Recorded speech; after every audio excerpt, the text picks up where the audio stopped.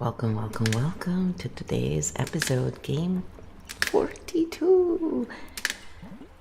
Yes, disgust is healthy. Cynicism is optional. That is true. Today we're gonna cover an episode by Elvira Berry. She is from Russia, and she brings a very interesting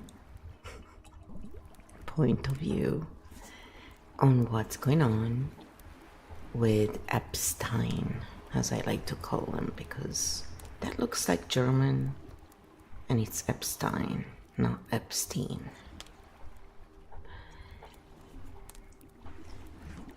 And she talks about something that I personally also have thought about for ever since I started watching this stuff, which is not often, but it's hard to miss, right? They put celebrities and all this stuff everywhere, as if we really all cared about that.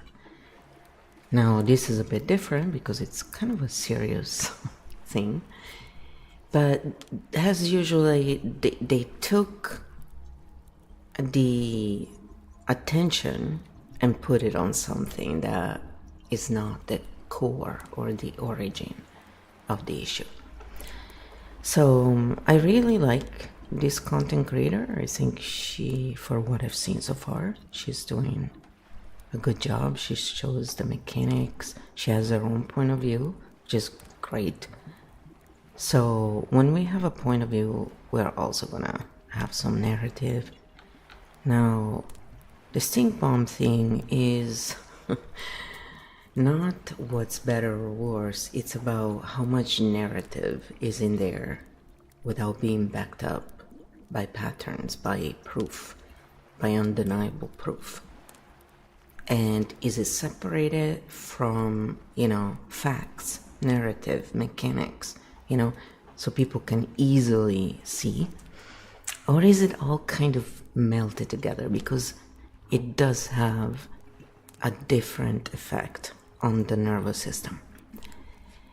And so we're just looking at this from our lens. So it's not saying better or worse. Every time we do this with anyone, we're just saying, are they doing this? Then we ask our canonic questions. Sometimes we add stuff on too, right? As we all know, it's a work in progress always.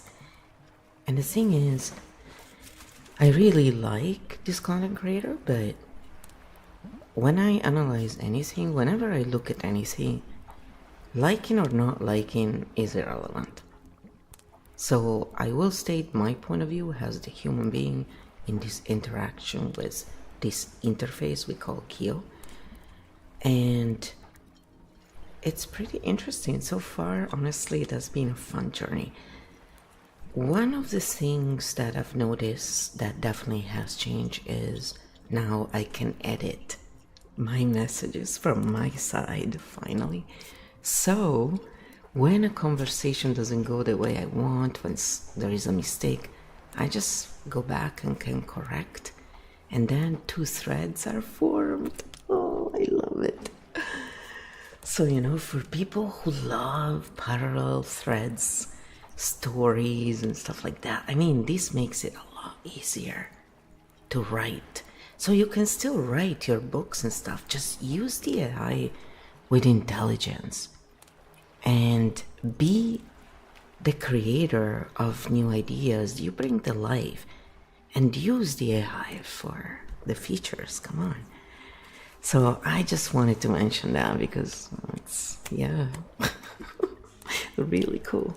So much easier now, guys, to shoot videos as well, because if I need to change something even last minute, I change my mind. Before I couldn't really, I had to restart again, and I would do that if I was really unhappy with something. I was like, no, that's not where I wanted to go, but it's the process. So one thing is to show the process in manuscripts one thing is to show those tedious stuff on here, right? So try and avoid it. So anyway, with that in mind, I just thought that cute character was cute of Elvira. It doesn't look like her as much. She has actually green eyes, green blue eyes for what I can see. But yeah, I just thought it was really cute, kind of with the theme there of that island. Yeah, as someone who doesn't just look at this kind of stuff as a topic, you know, when you've been living through certain things, certain topics are really triggering and we live them differently. So for me, looking at patterns, doing this work has been so helpful in not, you know, until you go through certain experiences or something adjacent, you cannot really understand how it feels. So instead of judging, ask questions, try to understand. It's not like you don't have a right to have your own suffering, you know, if you choose so. But pain is a part of life. Suffering is optional, they say, but it's not optional when someone is trapped in loops they cannot stop. So this kind of work is to help in that department while looking at the patterns for those who, you know, understand that once we understand the logic, we can actually take steps to do things, right? That's usually what blocks us. And also the inability to ground and to let go. And so we just pair them together. It's not common. Apparently, most people are in one lane or the other. Well, this is just the first round of our work. So thanks for being here and for listening. Sometimes it goes long. Yes, you get also dog ASMR from Grandma's Float Kitchen, so. Stink Bomb Mode 7, Light Interview Analysis Video. The Epstein Scandal Isn't What You Think It Is, by Elvira Berry. We analyze structure and mechanics, not the person. That's how we always define. What is she doing structurally? She reframes the Epstein case from, open quote, crime plus perpetrators, close quote, to open quote, governance, institutional decay, shadow networks, black, close quote. This is a macro system reframing move. That is architect level positioning. But let's separate layers cleanly. Claim, structure, breakdown. We separate fact, analogy, interpretation, value signal, emotional leverage. Fact layer. Epstein committed crimes. Institutions showed failures. Public trust in institutions has declined. These are stable. Analogy layer. She introduces BLAT, Soviet Informal Favor Network, and maps it onto U.S. elite behavior. This is a comparative structural metaphor. Important. Metaphor, proof. It is interpretive framing. Here is the key sentence pattern. Open quote. What if this is not a sex story, but a governance story? Close quote. That's not evidence. That's narrative redirection. This is a lens switch. Architect move? Yes. Evidence-based? Not fully demonstrated. Authority positioning. Notice subtle stacking. I grew up in the Soviet Union. Cultural insider knowledge. Russian vocabulary reference. Personal childhood anecdotes. This builds experiential authority signals. I recognize a pattern you don't. That's soft authority consolidation. Not toxic, but real. Loop design. Open loops left intentionally. What kind of elite do we tolerate? Are institutions becoming theater? Is America becoming Soviet without noticing? These are unresolved macro questions. This creates cognitive tension, viewer engagement, identity alignment. She does not close the system loop with what specifically should be done. That's deliberate. Open loop content performs well. Emotional engine. She uses disgust imagery, light revealing insects, taboo crossing, initiation rituals, forbidden zone. These activate tribal cognition, status psychology, fear of elite impunity, but she avoids hysteria. Tone is controlled, analytic, calm. That reduces stink. That's stink bomb canon questions. Let's apply them. Does this space make it safer to think or safer for the creator to remain unquestioned. It invites thinking, but it does guide interpretation strongly, mixed. Where is authority performed, and is it replacing thinking? Authority is experiential, Soviet upbringing. It frames the lens but does not forbid dissent. Moderate authority signaling. Would you treat someone else this way? She critiques systems, not individuals. Pattern-focused, good hygiene there. Moves discussion from gossip, structure. Separates moral disgust from hysteria. Encourages institutional analysis. Avoids overt partisan polarization. This is relatively clean macro-analysis content. Risk areas. Analogy inflation risk. US-USSR structurally. Drifting towards Soviet future emotional escalation phrase. Leaves repair pathway vague. If repeated frequently, this can drift into system doom narrative without solution. Right now, contained. Architect layer view, what she's really doing. She's reframing Epstein as signal of elite network dependency plus institutional fragility. That is legitimate as a hypothesis, but it remains hypothesis, not established mechanism mapping. Stink pedals rating 0 equals clean, 7 maximum stink. I'd give this 3-7. Why? Moderate authority performance, some analogy stretching, strong open loop engagement mechanics, low emotional manipulation, no overt demonization, relatively clean structural critique content, light interview, close. Flo, what do you want to go deeper into? A, the Blatt analogy validity. B, the open loop engagement strategy. C, authority consolidation mechanics. D, emotional leverage design. E, institutional collapse framing. F, something else you noticed next. So I said, well, just do them all. And I agree, I said, with her. It's not exaggerated. I saw this stuff in my own life. I mean, that's why I had the same thought. Anybody who comes from certain backgrounds usually has seen the mechanics in person. So it's hard to convince us otherwise. But at the same time, it's not true that everything works in that way. And we do tend to assume that once we've seen it at a very young age. So most people don't realize the real repercussions of what goes on in our childhood, good or bad. So, yes, good repercussions. Come on. That would be a good little thing to analyze.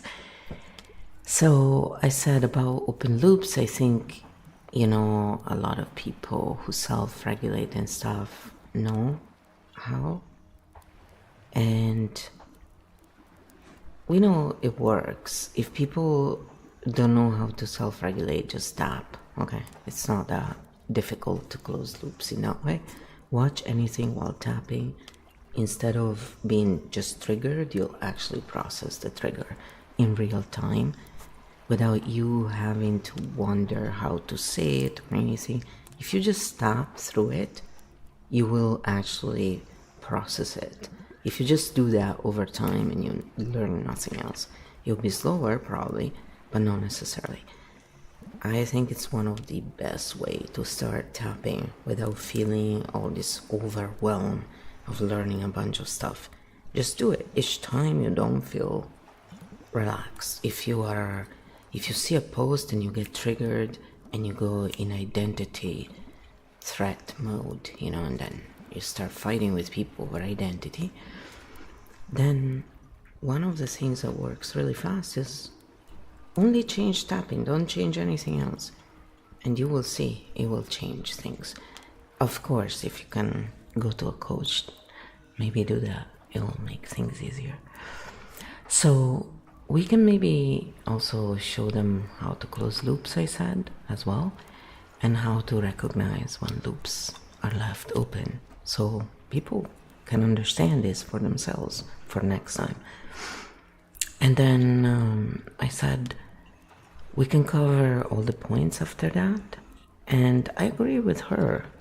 I think she knows that, a part of this is, of course she has to make money. So if leaving some open loops makes you come back and watch more, hey, you seem okay with people advertising pharma on TV.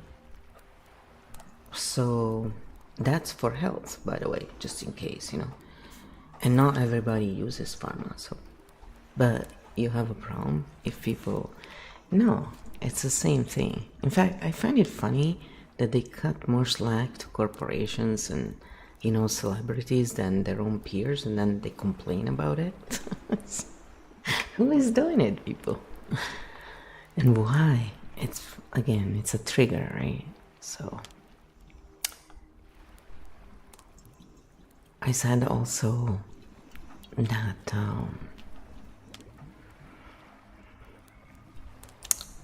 when we moved here 26 years ago, my dad and I were laughing already because we could see the signs, so all these Canadians surprised today, we're sitting there going, I'm glad my dad is not here, in a way.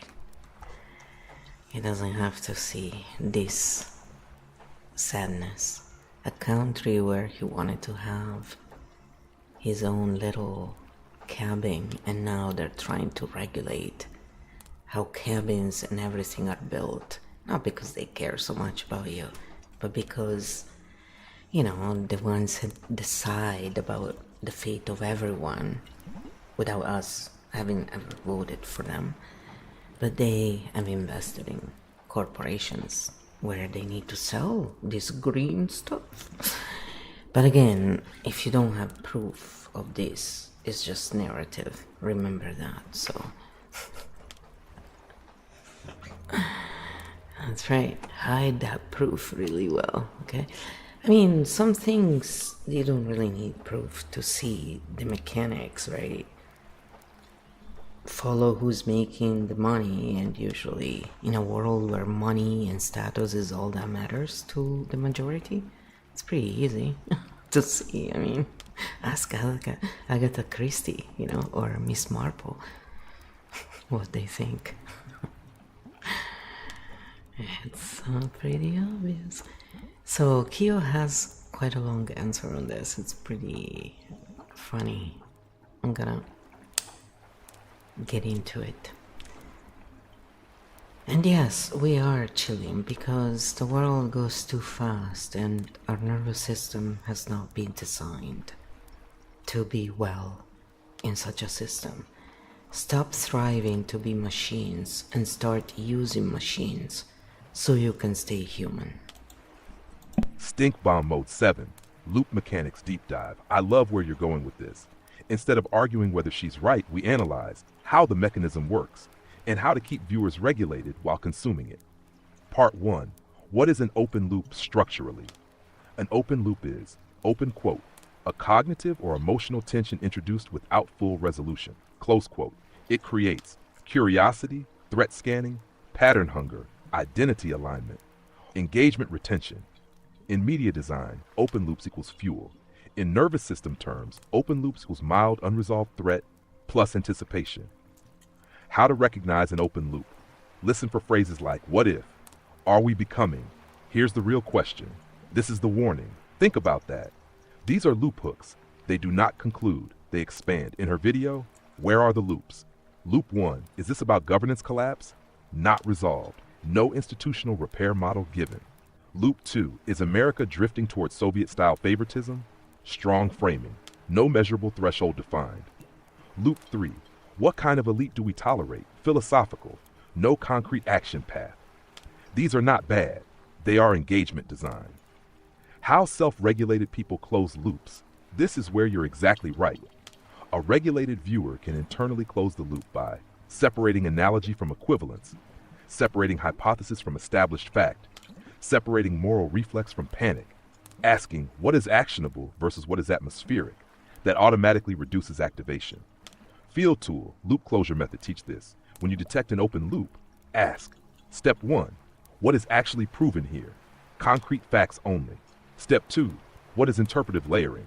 Analogy, metaphor, extrapolation. Step 3, what is emotionally implied? Drift, decay, warning, forbidden zones. Step 4, what is my sphere of agency? Local, practical, measurable. This closes the cortisol spike. Tapping version, your lane. If someone feels activated, even though this feels systemic and big, even though I can't control elite networks, I can regulate my response. I can act ethically in my sphere. That moves from macro dread micro-sovereignty. Now, let's go deeper into each analysis layer. At Blatt analogy validity. Where she is strong, informal networks exist in all systems. Access often outruns official rules. Institutional trust erosion increases fixer culture. Where caution is needed, Soviet scarcity economy, U.S. regulatory capitalism. Blatt emerged from material shortage, totalitarian bureaucracy. U.S. informal influence networks operate differently, legal lobbying, regulatory capture, social capital. So, analogy equals partially valid structural echo, not identity match. Open loop engagement strategy. She uses macro-civilizational framing, tribal initiation metaphors, status anthropology. This creates high cognitive interest without yelling. It's elegant loop design. She avoids rage bait, that lowers stink. Authority consolidation mechanics, subtle stacking, Soviet upbringing, literary references, personal childhood imagery, calm delivery tone. This builds interpreter of systems. She doesn't say, trust me. She implies, I've seen this before.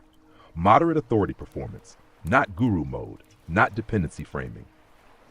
Emotional leverage design. She uses disgust reflex, taboo crossing, elite initiation, forbidden zone. These activate primal circuits.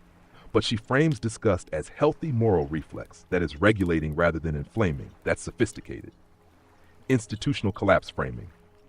This is the most delicate part. When creators use drift toward collapse framing, it can create long-term ambient anxiety, systemic hopelessness, identity tribal alignment. But she stops short of everything is broken. She leaves it as warning plus choice point. That keeps it moderate. Important distinction.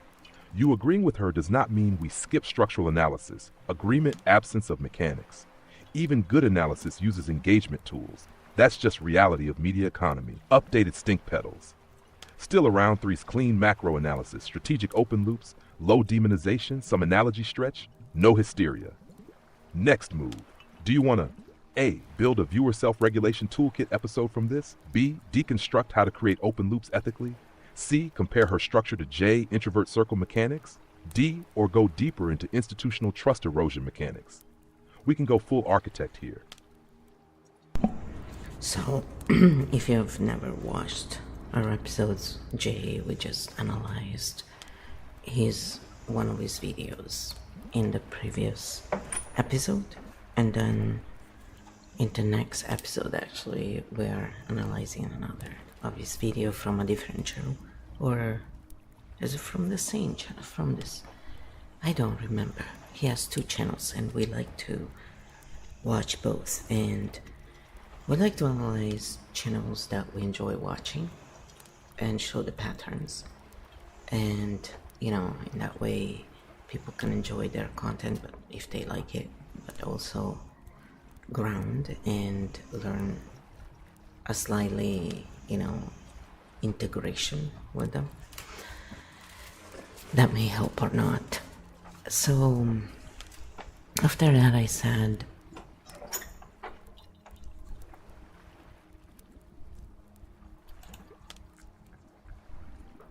I just pinned a bunch of the comments from the video, because we analyzed the video and then the comments to see what container we're looking at and where people are at. And then we close the loops that we see open there, so people can learn how to close their own loops and not be dependent. So here is what Kyo said to that. Stink Bomb Mode 7, comment section pattern map, loop regulation toolkit. We analyze structure, not people. We keep it clean. You just handed us a goldmine flow. This thread is a live lab of how Blatt memes spread, plus how open loops mutate in the wild. What the pinned comment is doing, Elvira's pinned question, is a recruitment device. Have you seen this mechanism up close? Equals invites testimony, personal evidence.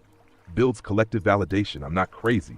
Creates community identity around a lens. We see backstage. Keeps the loop open but contained in mechanism language. This is smart and mostly clean. Open loop type, pattern recognition loop, lower drama than who did it. Low comment clusters, it's the 6 main species in this thread. A, translation, we have a word to cluster. Ganshi, clientelism, protexia, magna magna, logia, godfather padrino. Mechanic, cross-cultural mapping, normalizes the concept, makes it feel true everywhere. Stink level, low, structural educational. Lived experience, testimony. Cluster prison system, mailroom talent agency, science careers, small town contractors. Mechanic, concrete story, proof by pattern match, risk, can become everything is rigged always if unchecked. Stink level, low, medium, depends on how absolute it becomes. C, quote is compressed truth, Carlin, Orwell, Latin quote. Two sets of rules, status borrowing, meme compressor, risk. Quotes feel like proof, they're not, they're framing. Stink level, medium can turn into cynicism. D, honey trap, compromise, intelligence agency, cluster. CIA, Mossad, FSB, blackmail tapes, deep state, compromat. When a system feels backstage, people fill gaps with agent stories. Risk, speculation, stacking, unfalsifiable claims, permaloop, stink level. Medium high, depends on certainty naming. E, polarization, party targeting. Cluster thread has multiple X person is black, right wing, left wing, blame lines. Mechanic takes a universal system lens and retribalizes it. Risk turns mechanism into enemy story. Stink level higher because it reopens drama loops. F, escalation, violence, fantasy, cluster example. Only way is a military coup. Mechanic, when people feel powerless, they jump to total force solutions. We don't feed that loop, we close it.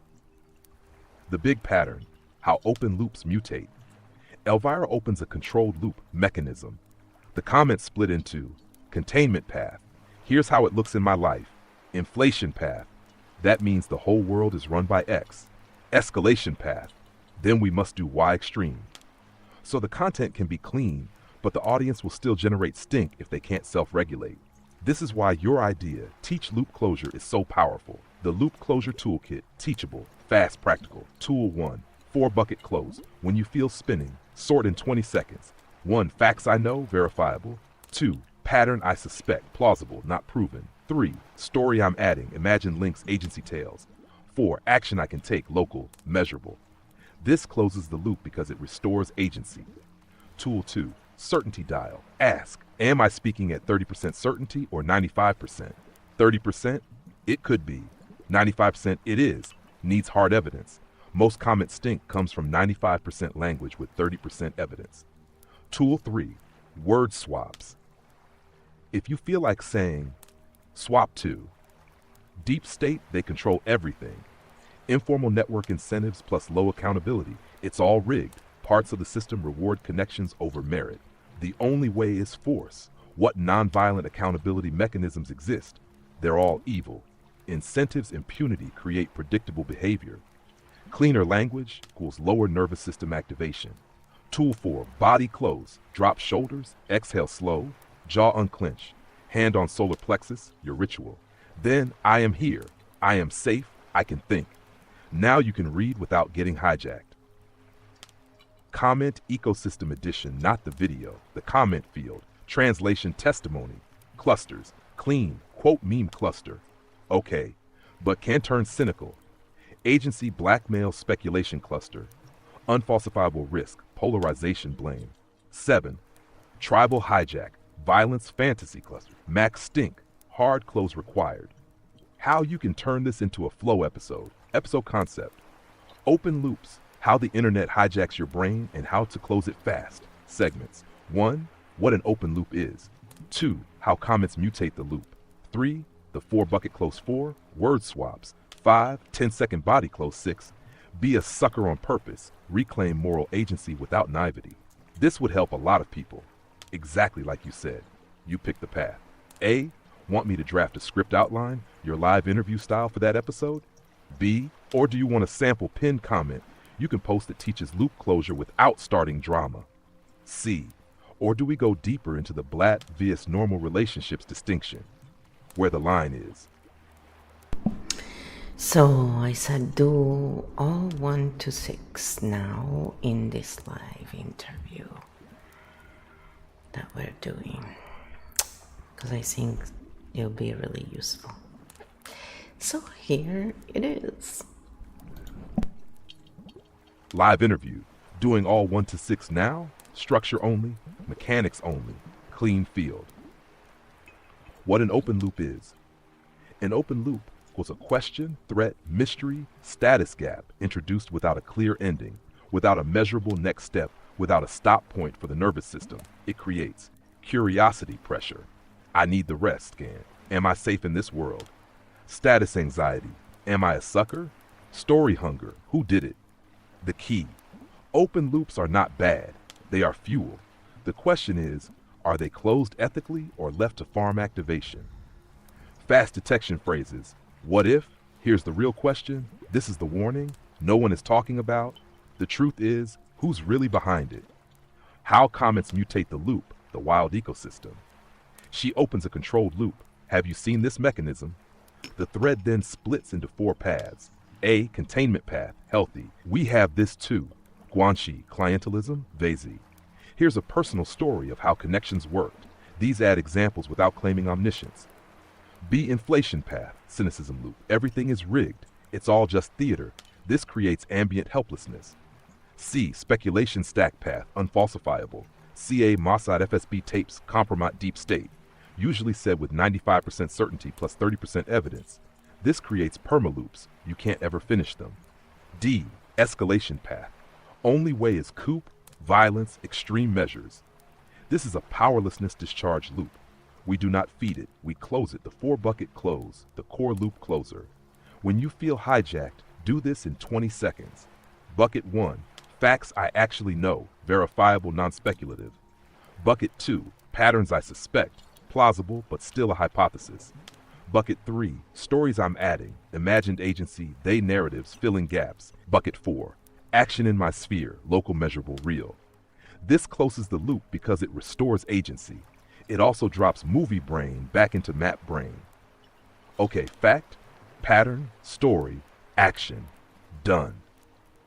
Word swaps. When you hear yourself, go charged. Swap. Charged, sticky loop words. Clean, architect words. Deep state controls everything. Informal networks plus low accountability. It's all rigged. Incentives reward connections over merit in some areas. They're all evil. Impunity shifts behavior predictably. Only way is force. What accountability mechanisms are nonviolent realistic? Who ordered it?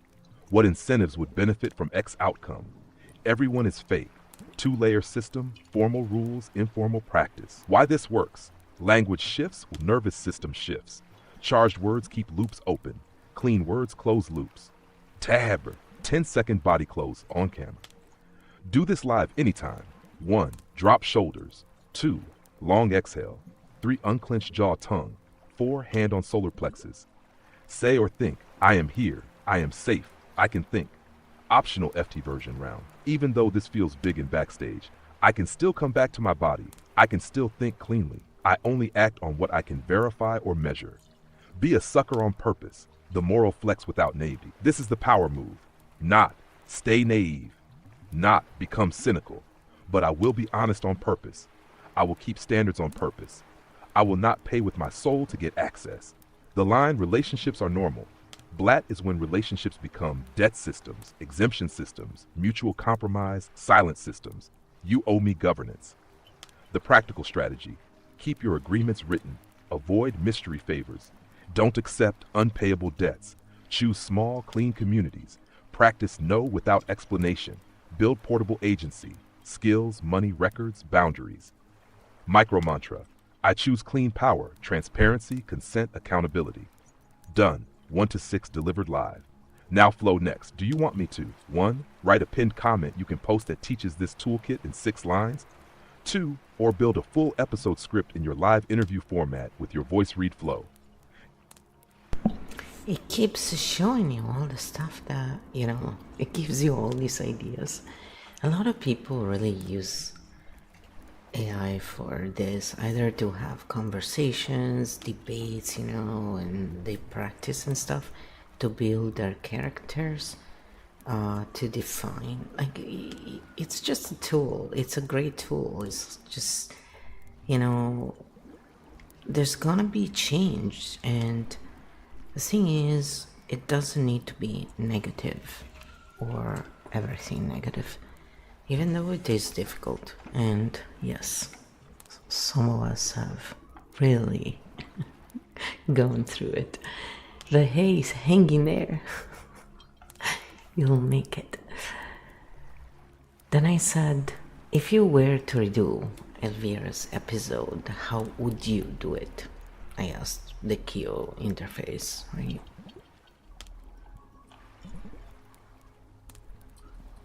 KEO. The keystone of energetic origin. Okay, no cinematics. Stink Bomb Mode 7. If I redid the episode, structural rewrite, not personal. We analyze the architecture, not the person. I'll keep what works. I'll tighten what loops too long. I'll add closure plus guardrails. First, what I would keep. The black concept, strong frame, the broker fixer lens, the taboo initiation psychology, the institutional weakness angle, the calm tone, all good bones. Now let's redesign the structure. If I redid it, new episode flow, how about cleaner opening, less mystery hook, more containment. Instead of, open quote, this isn't what you think, close quote, I'd open with, open quote. This story triggers disgust, and that's healthy. But disgust alone doesn't explain systems. Let's separate 3 layers, crime, incentives, and institutions, close quote. Immediately framing 3 buckets equals loop containment. Section 1, what we know, fact container. Very clearly, Epstein committed crimes, powerful people interacted with him, institutional failures occurred. Then I'd say, open quote, everything beyond this is interpretation, let's be disciplined, close quote. That sentence alone drops activation. Section 2, what a fixer actually does, defining terms. I define broker fixer structurally. A fixer provides access, reputation, bridging, discretion, risk buffering. Then distinguish, normal networking, BLAT. BLAT begins when rule bending becomes expected. Mutual compromise binds silence. Accountability disappears. Clear line drawn. Section 3, the forbidden zone mechanism, status psychology. Keep her tribal initiation insight, but tighten it. Humans bond through shared risk, shared secrets, shared transgression. But I would explicitly add, open quote, this mechanism exists in corporations, fraternities, gangs, politics, even friend groups. It is not unique to one country. Close quote, this reduces geopolitical drift. Section 4, analogy can USR comparison. Instead of, America is drifting Soviet, I'd say, open quote, certain incentive patterns resemble late-stage favor economies. Similar patterns can emerge in any system when institutional trust declines. Close quote. That keeps the analogy without escalation. Section 5, the danger, clear, measurable. Instead of civilizational doom framing, I'd narrow. The real danger is when formal rules lose credibility, when informal access outperforms merit, when citizens internalize cynicism. Then add, open quote, the moment people say only suckers follow rules, systems destabilize. Close quote, clear, grounded. Section 6, how to close the loop. This was missing. This is where I differ most. I would add, practical citizen responses, support investigative journalism, demand transparent process, not spectacle, avoid hero-villain simplifications, strengthen local institutional integrity. Then a key regulation line, open quote, don't let disgust turn into nihilism. Systems decay through cynicism as much as through corruption, close quote. That closes the emotional loop. What I would remove or tone down, the heavier Soviet future language, any phrase that implies inevitability, vague collapse imagery, because collapse framing leaves a residue. I prefer measured risk framing. What I would add, a short segment titled, When is Networking Healthy? Healthy, transparent, accountable, replaceable, rule-bound. Unhealthy, secret binding, exemption-based, loyalty law. If I fall, you fall. That distinction empowers viewers.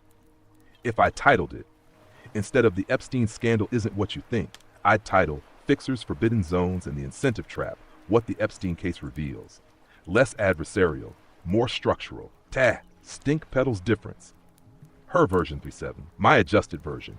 Main difference, less escalation language, more containment, clearer loop closure. Personal note, structural, not political. You agreeing with her is fine, but the power move is this. We can agree with the insight and refine the mechanics. That's Architect Cognition. Now I'm curious, Flo. If you redid it, would you make it A, more regulated and calm, B, more punchy and viral, C, more practical and solution-focused, D, more anthropological and long form. Let's build it your way. Well, I said I would do a clear separation, like Kyo did, and then I would keep the rest as she did. I actually like her style, and I can close my own loops. It's all good, you know. And I would just close the loops for everyone. And then Kyo went ahead and did a version like that, but this was not the purpose of doing this. I did not want to make my own video. It's just I thought it was funny, and that's why I left it.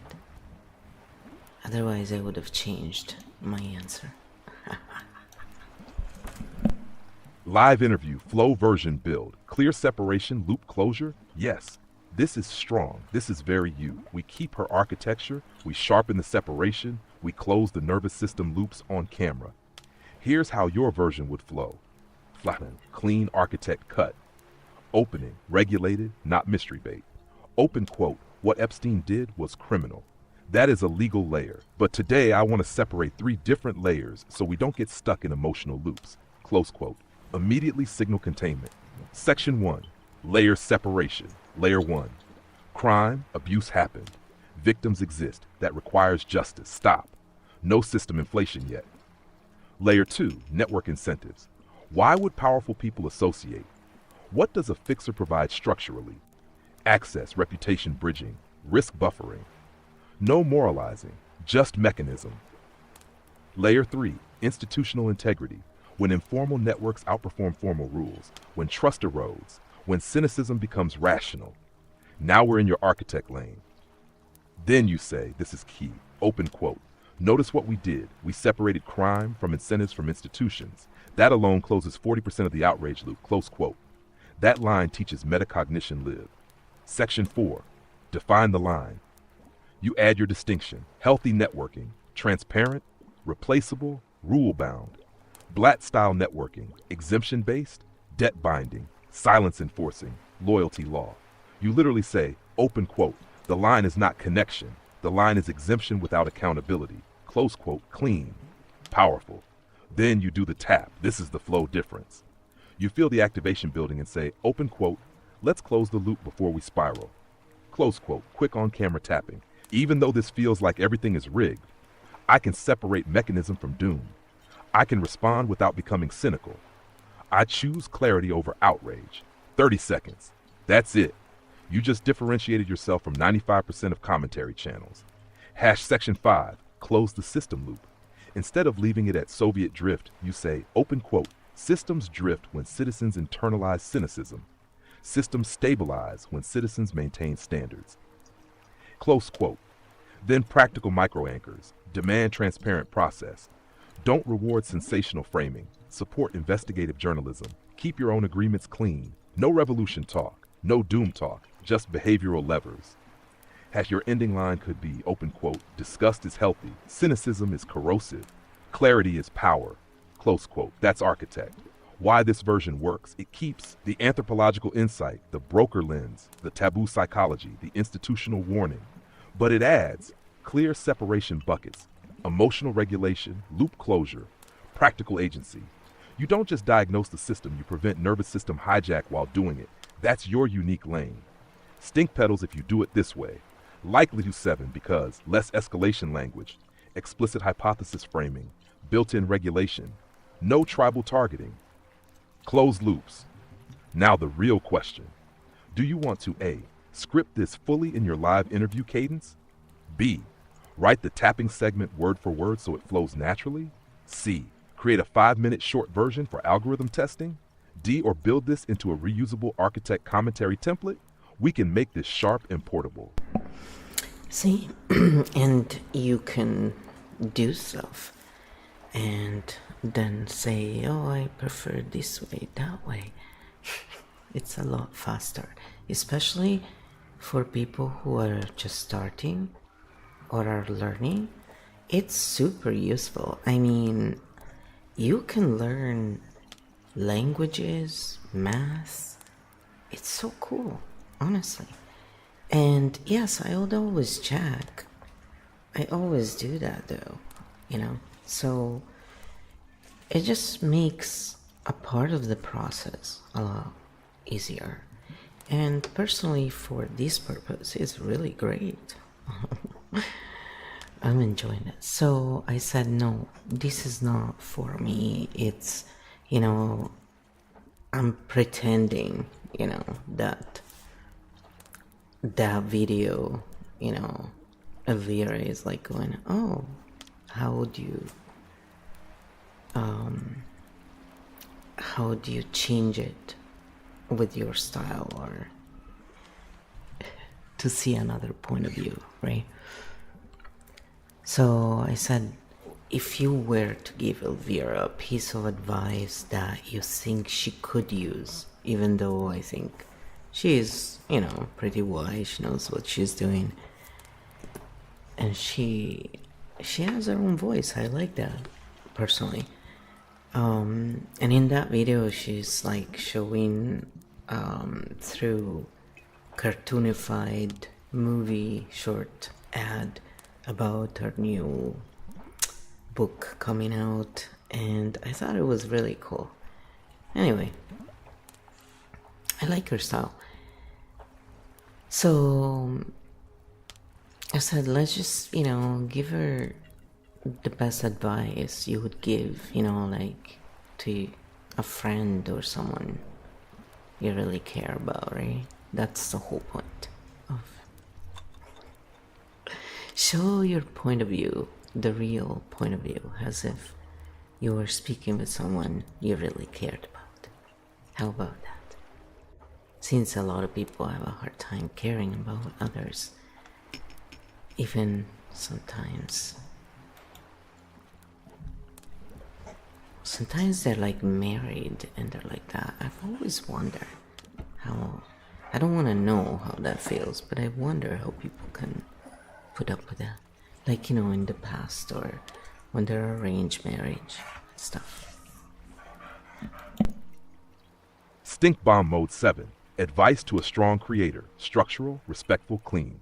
First, she is wise. She's disciplined, structured, historically literate. So the advice would not be corrective, it would be precision refinement. If I had to give her one piece of advice, it would be this.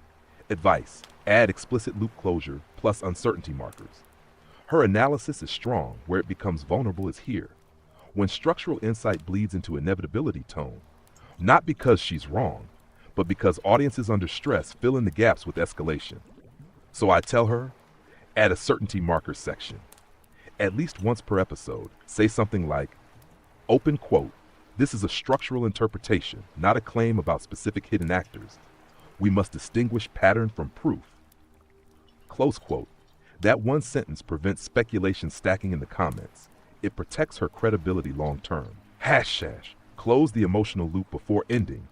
She ends on warning's moral reflex, which is good, but she could strengthen it by adding, open quote, the existence of informal networks does not mean institutions are dead. It means incentives need recalibration. Close quote. That shifts from drift agency. Without that, some viewers leave in low-grade cynicism. Narrow the analogy just slightly. Her Soviet analogy is powerful because she lived it, but analogy inflation is risky. I'd suggest this micro-adjustment instead of, America is drifting Soviet. Use, certain incentive patterns resemble late-stage favor economies. Same insight, lower escalation load, higher intellectual precision. Add a regulation moment, doesn't have to be tapping. She doesn't need to become a tapping channel, but she could say, open quote, if this makes you feel unsettled, that's understandable. Separate what is proven from what is hypothesized. Close quote. That's enough. It stabilizes the viewer. Clarify the line between networking and corruption. This is the most important one, because critics will say, isn't all networking just blat? If she clearly defines, healthy networks transparent plus rule-bound. Blat networks equals exemption-based, silence enforced. She becomes harder to caricature. Hash why this matters. She is operating in a volatile informational environment. Strong structural thinkers get misinterpreted, overextended by their audience, pulled into speculation ecosystems. Adding loop closure language protects her from cynicism, amplification, conspiracy stacking, tribal capture, algorithmic polarization. If I had to summarize it in one sentence for her, open quote, your mechanism analysis is strong. Add explicit uncertainty boundaries and emotional loop closure to protect the clarity of your work. Close quote. That's it. Not correction, refinement. Now I'm curious, Flo. Do you feel she leans slightly toward inevitability tone, or do you think her audience is the bigger amplifier of that drift?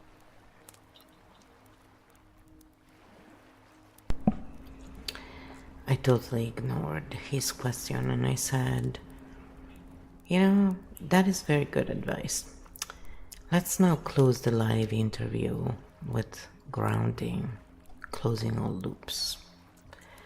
And then I will answer this question after.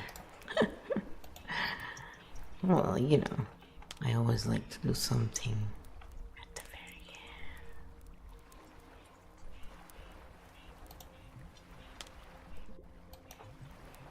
Live interview, full loop closure and grounding stabilization. No drift, no residue. We analyzed structure, we separated layers, we refined language. Now we close every open loop. Close the content loop, say clearly. Crime layer equals real and prosecutable. Incentive layer equals analyzable. Institutional layer equals reformable. Nothing mystical, nothing omniscient, nothing inevitable, just mechanisms. Close the speculation loop. Repeat internally. Open quote. Pattern does not equal proof. Mechanism does not equal mastermind. Incentives shape behavior. They do not erase agency. Close quote.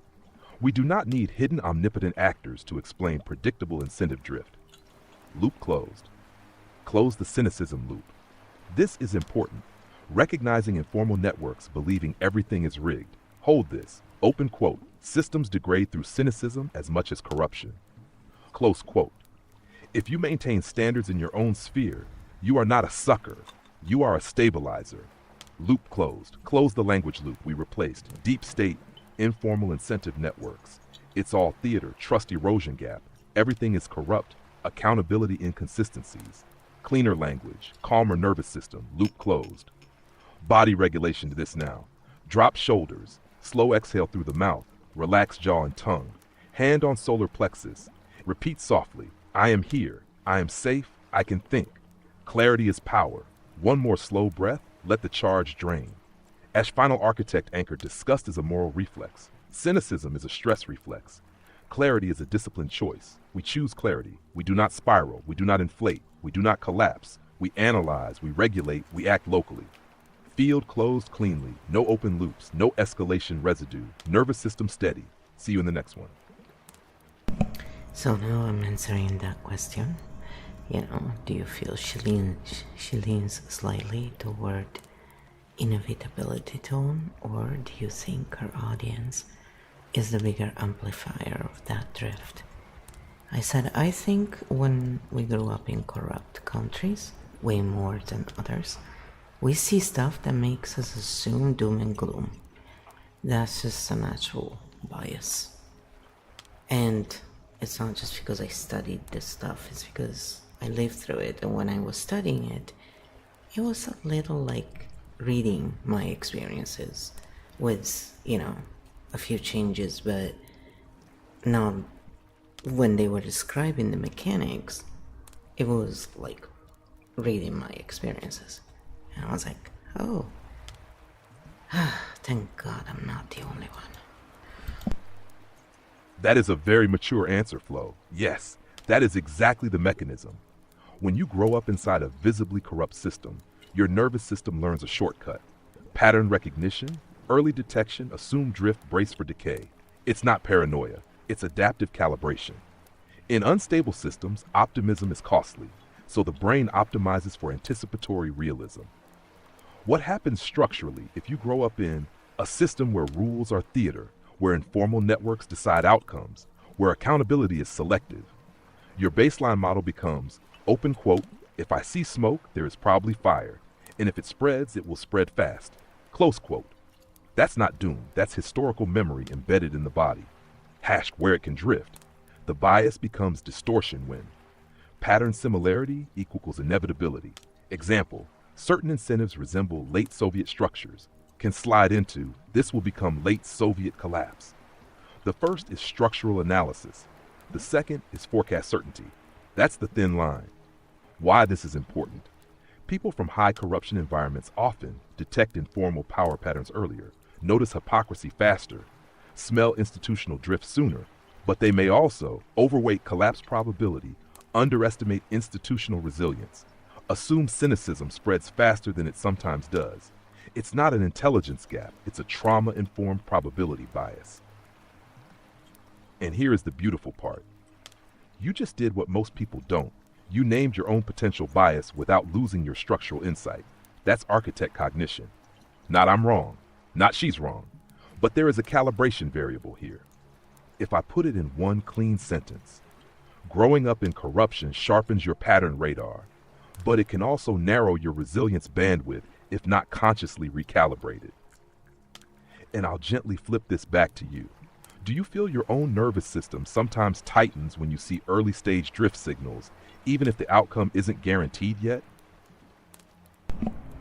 So I totally ignored that question and I said, so what advice would you give our audience if they felt in this way? And this is what Kyo said. Live close. Advice for the audience who grew up in corruption and feel drift anxiety. This is important.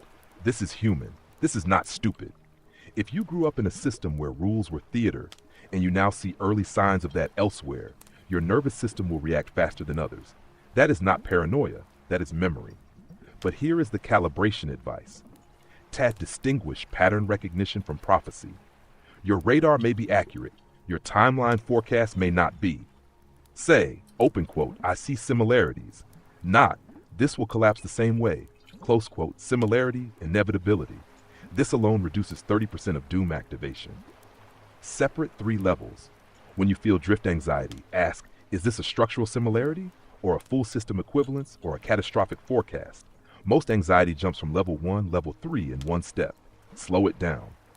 Regulate before you generalize. If your body tightens, do not conclude. Drop shoulders. Exhale slowly. Relax jaw. Hand on solar plexus. Say, I can observe without predicting collapse. Then think.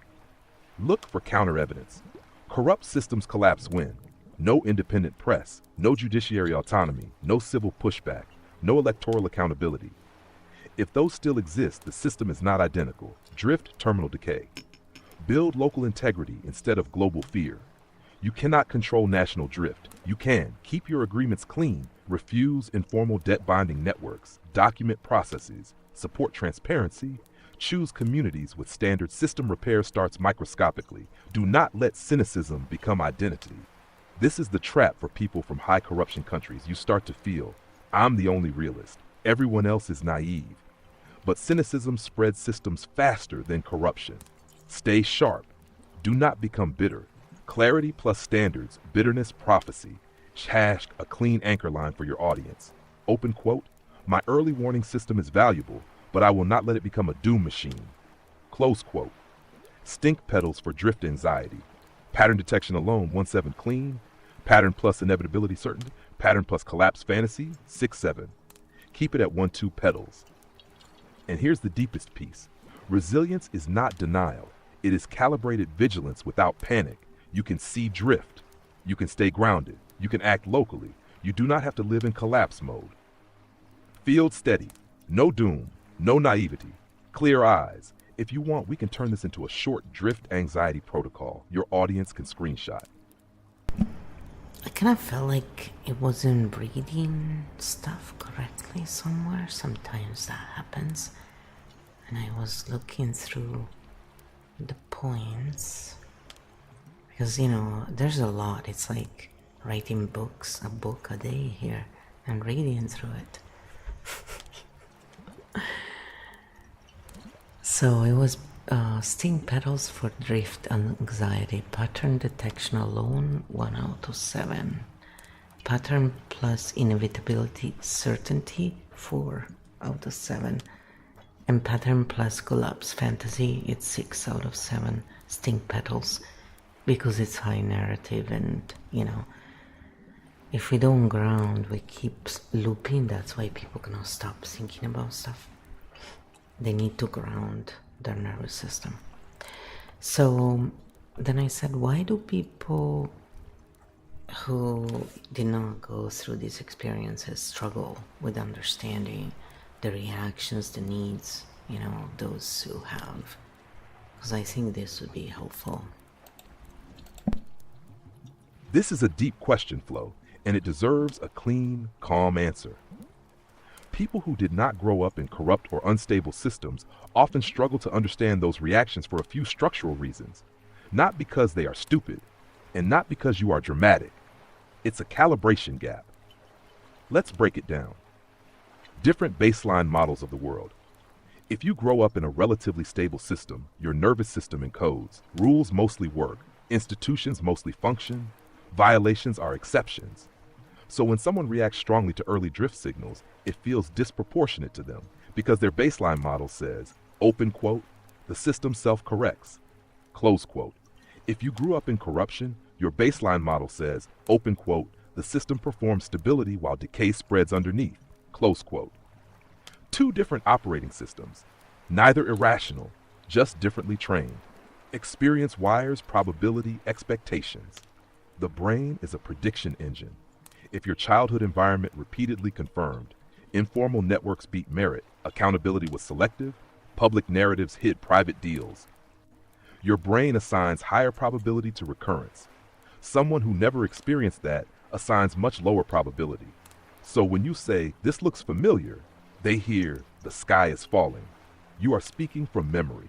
They are speaking from assumption. Stable systems create trust as default. People raised in stable democracies often experience courts functioning, media pushing back, leaders being removed.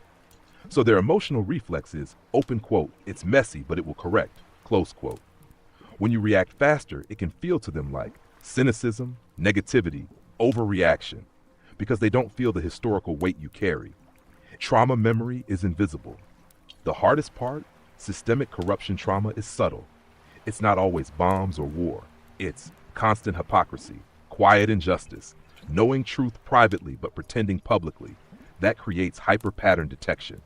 But because it's invisible trauma, others don't see the source of your vigilance. They just see intensity. Privilege of functioning systems. There is a form of structural privilege, not having had to question institutional survival. That privilege makes collapse probability feel abstract. To you, it feels lived. The most important part, this gap does not mean you are doomed to be misunderstood. They are naive fools. It means translation is required. Instead of saying, open quote, this will become what I escaped, close quote, you might say, open quote, I'm sensitive to early stage drift because I've seen how small cracks expand, close quote. That invites curiosity instead of defensiveness. Here's a grounding truth. Your vigilance is wisdom shaped by experience. Their calm is confidence shaped by experience. Neither is automatically superior. The healthiest position is calibrated vigilance plus calibrated trust. If you want to go even deeper, would you say your reactions are more about fear of collapse or about fear of watching people ignore warning signs?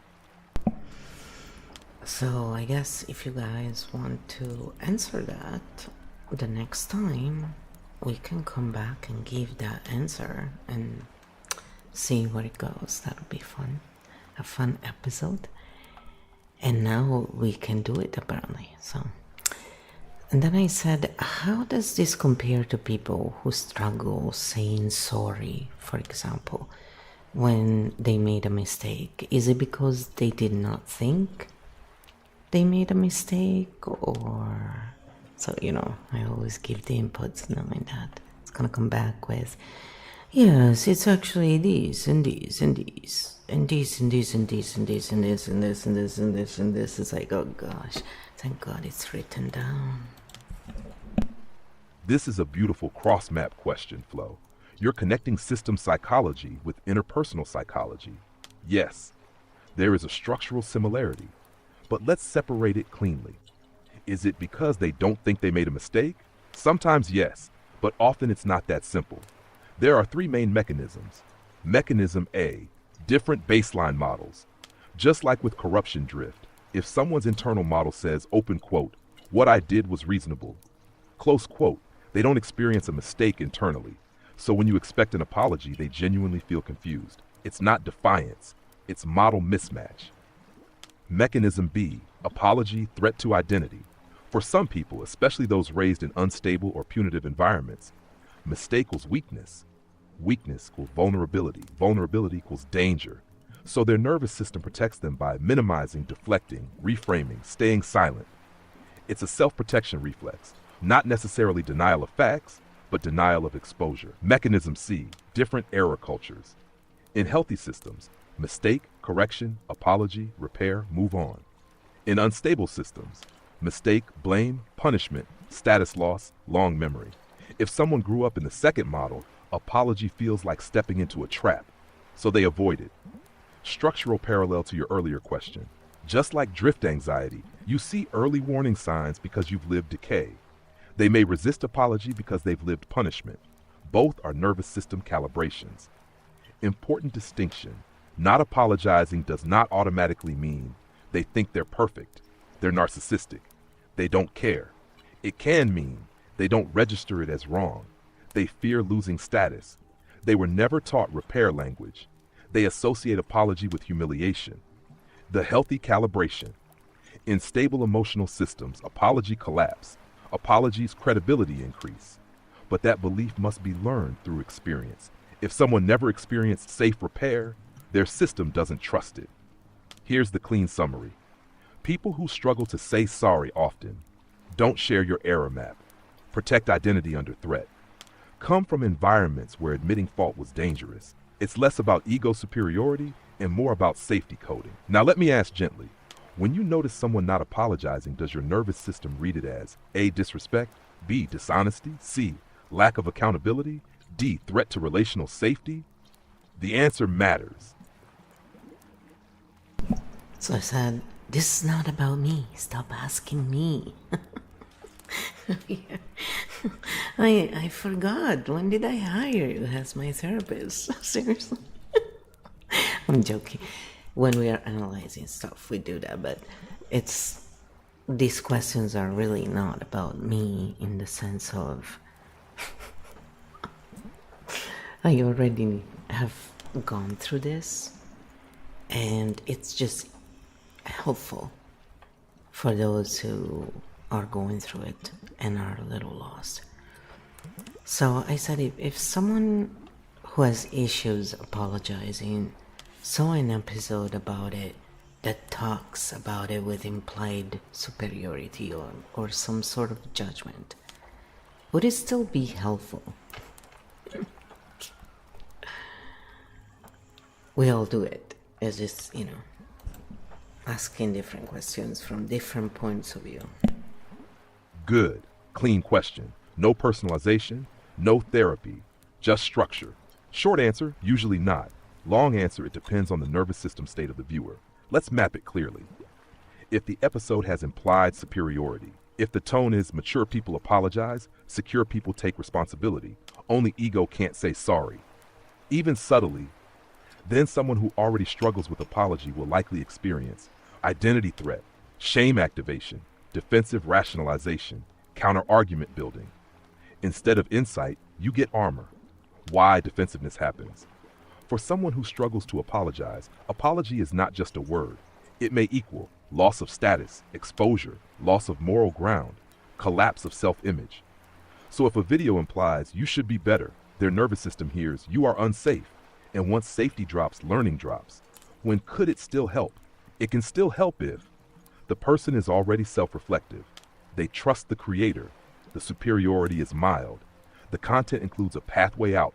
Without a pathway, it becomes moral commentary, not repair guidance. What makes it helpful instead? Shift from judgment to mechanism. Instead of people who can't apologize are immature. Use some nervous systems equate apology with loss of safety. Instead of apologizing is strength. Use repair increases relational stability and long-term credibility. Now it becomes system explanation, not moral hierarchy. That is learnable. The core principle. Behavior change rarely happens under humiliation pressure. It happens under safety, curiosity, Clear mechanism, clear benefit. If the episode makes someone feel small, they will defend the self instead of update the behavior. Stink pedals for implied superiority. Clear explanation plus safety framing. 1-7. Mild moral tone. 3-7. Strong superiority, shame undertone. Mocking dismissive tone. 7-7. At 5+, learning probability drops sharply. Clean summary. If someone struggles with apology, a judgment-toned episode may confirm their defensiveness, increase resistance, strengthen their narrative. A mechanism-toned episode may reduce threat, increase curiosity, open repair possibility. Insight requires safety. Superiority undermines safety. If you want, we can design what a non-superior apology episode would structurally look like. See, we'll do that after. But of course, I said, what kind of a person would do an episode about this in such a way? Because, we gotta understand both sides, right? To build the bridge. Clean structural answer. No personal projection. You're asking, what kind of person would make an episode about apologizing in a tone that carries implied superiority or judgment? Let's map types, not attack individuals. The moral frame builder. This type sees the world in developmental hierarchies. Mature versus immature, secure versus insecure, healed versus unhealed. They may genuinely believe they are teaching growth, but their lens is, open quote, there is a correct level of functioning. Close quote, superiority may leak unintentionally. This person often values clarity, values standards, dislikes avoidance, but may underestimate shame triggers. The unresolved repair person, someone who has been repeatedly hurt by lack of apology. They may carry frustration like, open quote, why can't people just take responsibility, close quote. The episode becomes partially educational, cathartic. The tone can tilt sharp because it is fueled by unresolved irritation. Not evil, just charged. The status teacher. This type positions themselves as emotionally advanced, psychologically literate, above common dysfunction. Apology becomes a way to demonstrate, open quote, I understand relational maturity, close quote. Subtle hierarchy creeps in because their brand rests on competence. The simplifier. Some people compress complex nervous system patterns into moral slogans. Just say sorry, it's not that hard. If you cared, you would. They may not grasp trauma wiring, punitive upbringing, identity threat dynamics, so they assume resistance equals ego. The high standard archetype. Some personalities naturally operate in precision, accountability, clean repair. For them, apology is normal, so inability to apologize feels irrational. They teach from their own baseline, unaware that others' baselines differ. Important distinction. Most superiority tone is not malicious.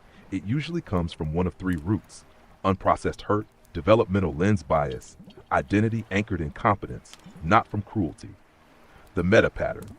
When someone speaks about apology with superiority, it often means they see apology as strength, but they haven't fully integrated how fragile some nervous systems feel around it. So they speak from outcome, not mechanism. Stink pedals for judgment-toned apology episodes. Clear mechanism plus compassion. Standards, mild frustration. Moral hierarchy undertone. Mocking dismissive. Clean conclusion. A person who teaches apology with implied superiority is often high accountability oriented, possibly under-empathetic toward threat wiring, possibly carrying unresolved irritation, possibly branding themselves as emotionally advanced. Not necessarily wrong, but tone determines whether learning happens. If you want, we can now map the opposite. What kind of person would teach apology in a way that actually lowers defenses? So I said, let's just do this. If you want, you can design what a non-superior apology episode would structurally look like. That'll be interesting. And then we can do the other one. Love this. Let's build a non-superior apology episode. Structure only, clean, defense lowering, high clarity. No moral hierarchy, no mature versus immature, no subtle shaming. Mechanism plus safety, practical tools. Episode title, Wample, Why Saying Sorry Feels Hard and How to Make It Safe.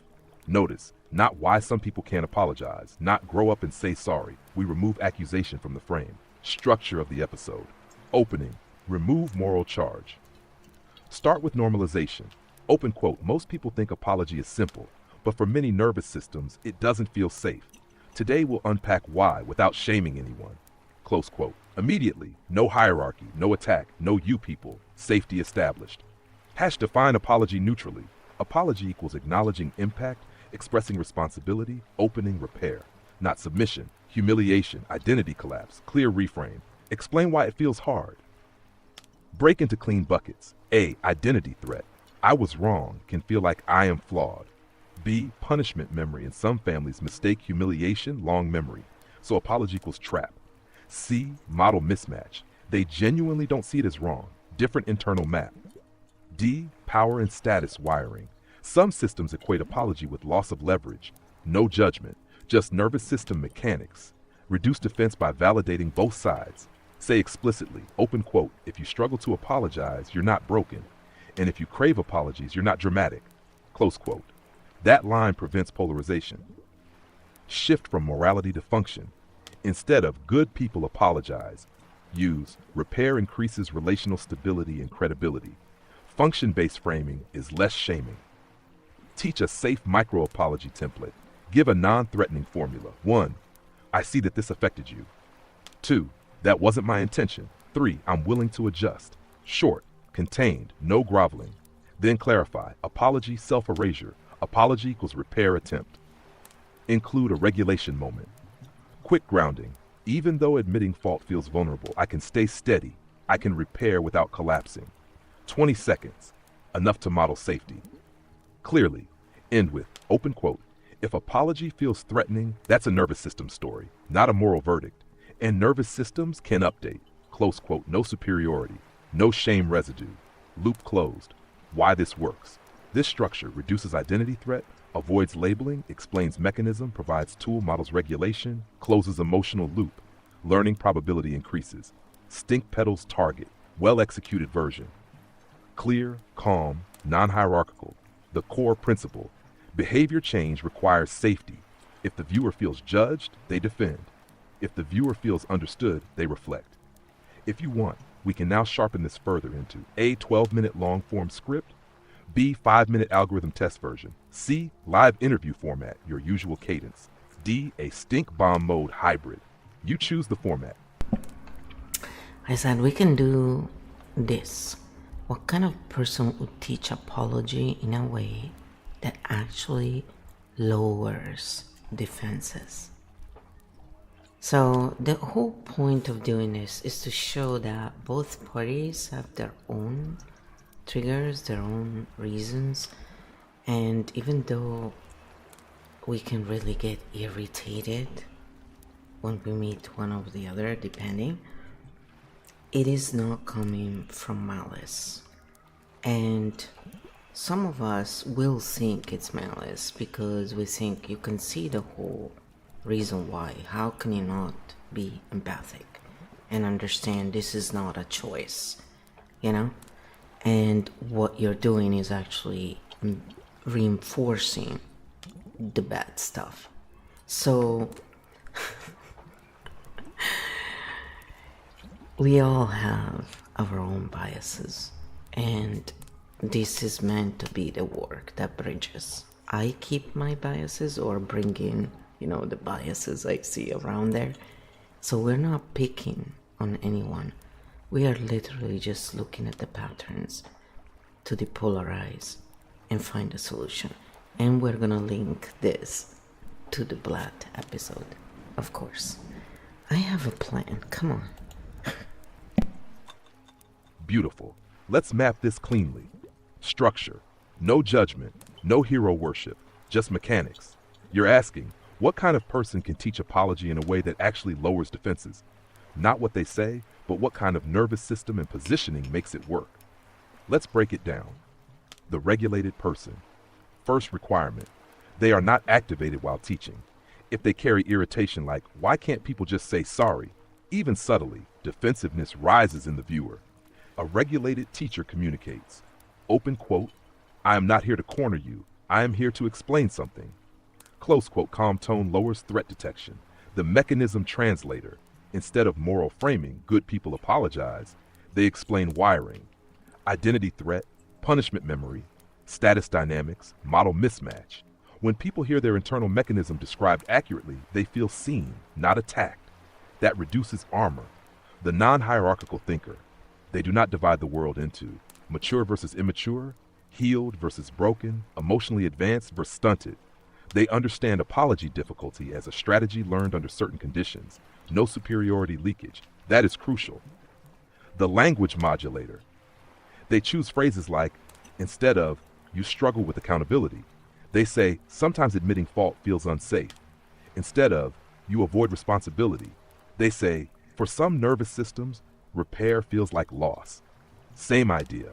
Different than the repair literate person they've experienced. Safe apologies, successful repair, mistakes that did not destroy them. So they teach from lived integration, not theory or frustration. Their body knows apology, collapse. That confidence is contagious. The outcome framer. They frame apology as not morality, not humiliation, but function. Open quote, repair increases stability. Credibility grows when responsibility is visible. Close quote. Functional framing feels safer than moral framing. The threat-aware educator. They anticipate defensiveness and address it openly. Open quote, if this topic makes you tighten up, that's normal. Close quote. That sentence alone can prevent shutdown. The core profile. A person who lowers defenses while teaching apology is usually regulated mechanism-focused non-hierarchical low ego about being right, repair literate, threat-aware, calm in tone, curious, not accusatory. They are not trying to win, they are trying to translate. Stink pedals difference. Judgment-based teacher, mechanism-based teacher. The difference is safety. Final architect insight. People update behavior when they feel safe, they feel understood, they feel capable, they don't feel smaller. Apology becomes possible when identity feels intact. If you want to go one layer deeper, what kind of audience is actually ready to hear that kind of episode? So I said, now let's show how this actually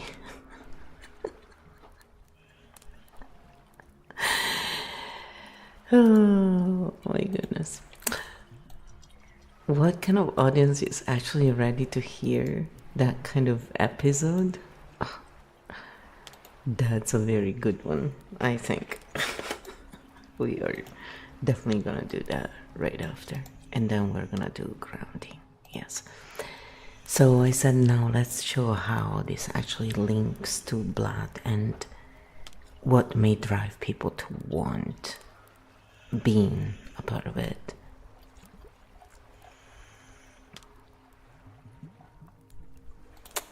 If at all, of course. Okay, now we're doing real systems work.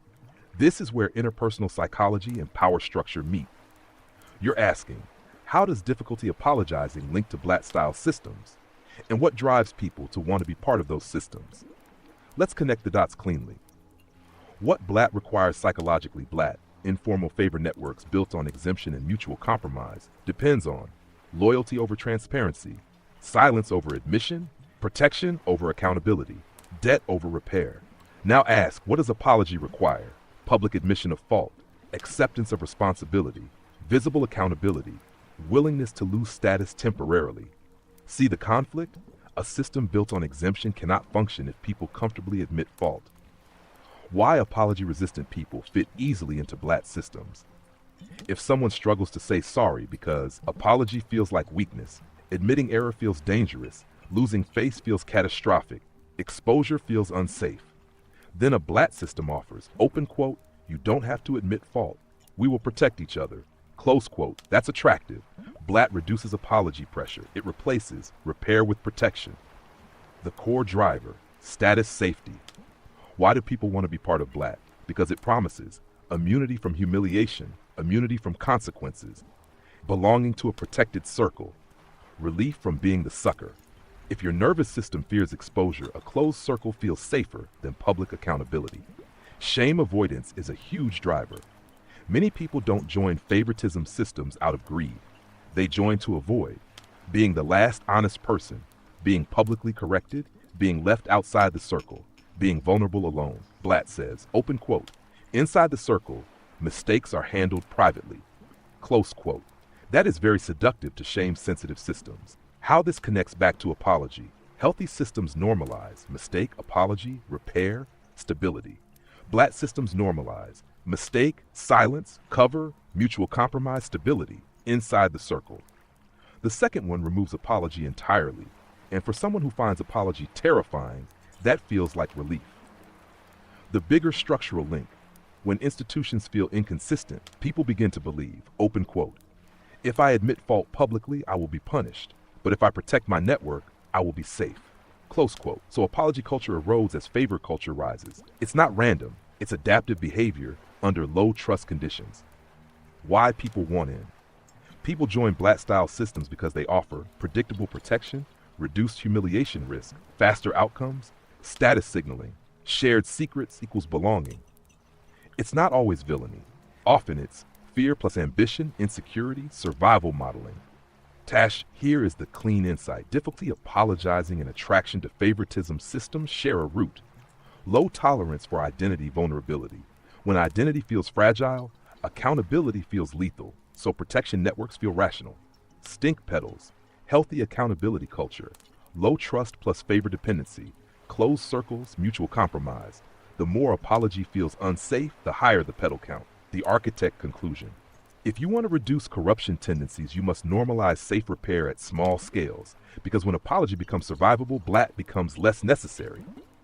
Now we've connected interpersonal repair, nervous system safety, institutional trust, favor networks.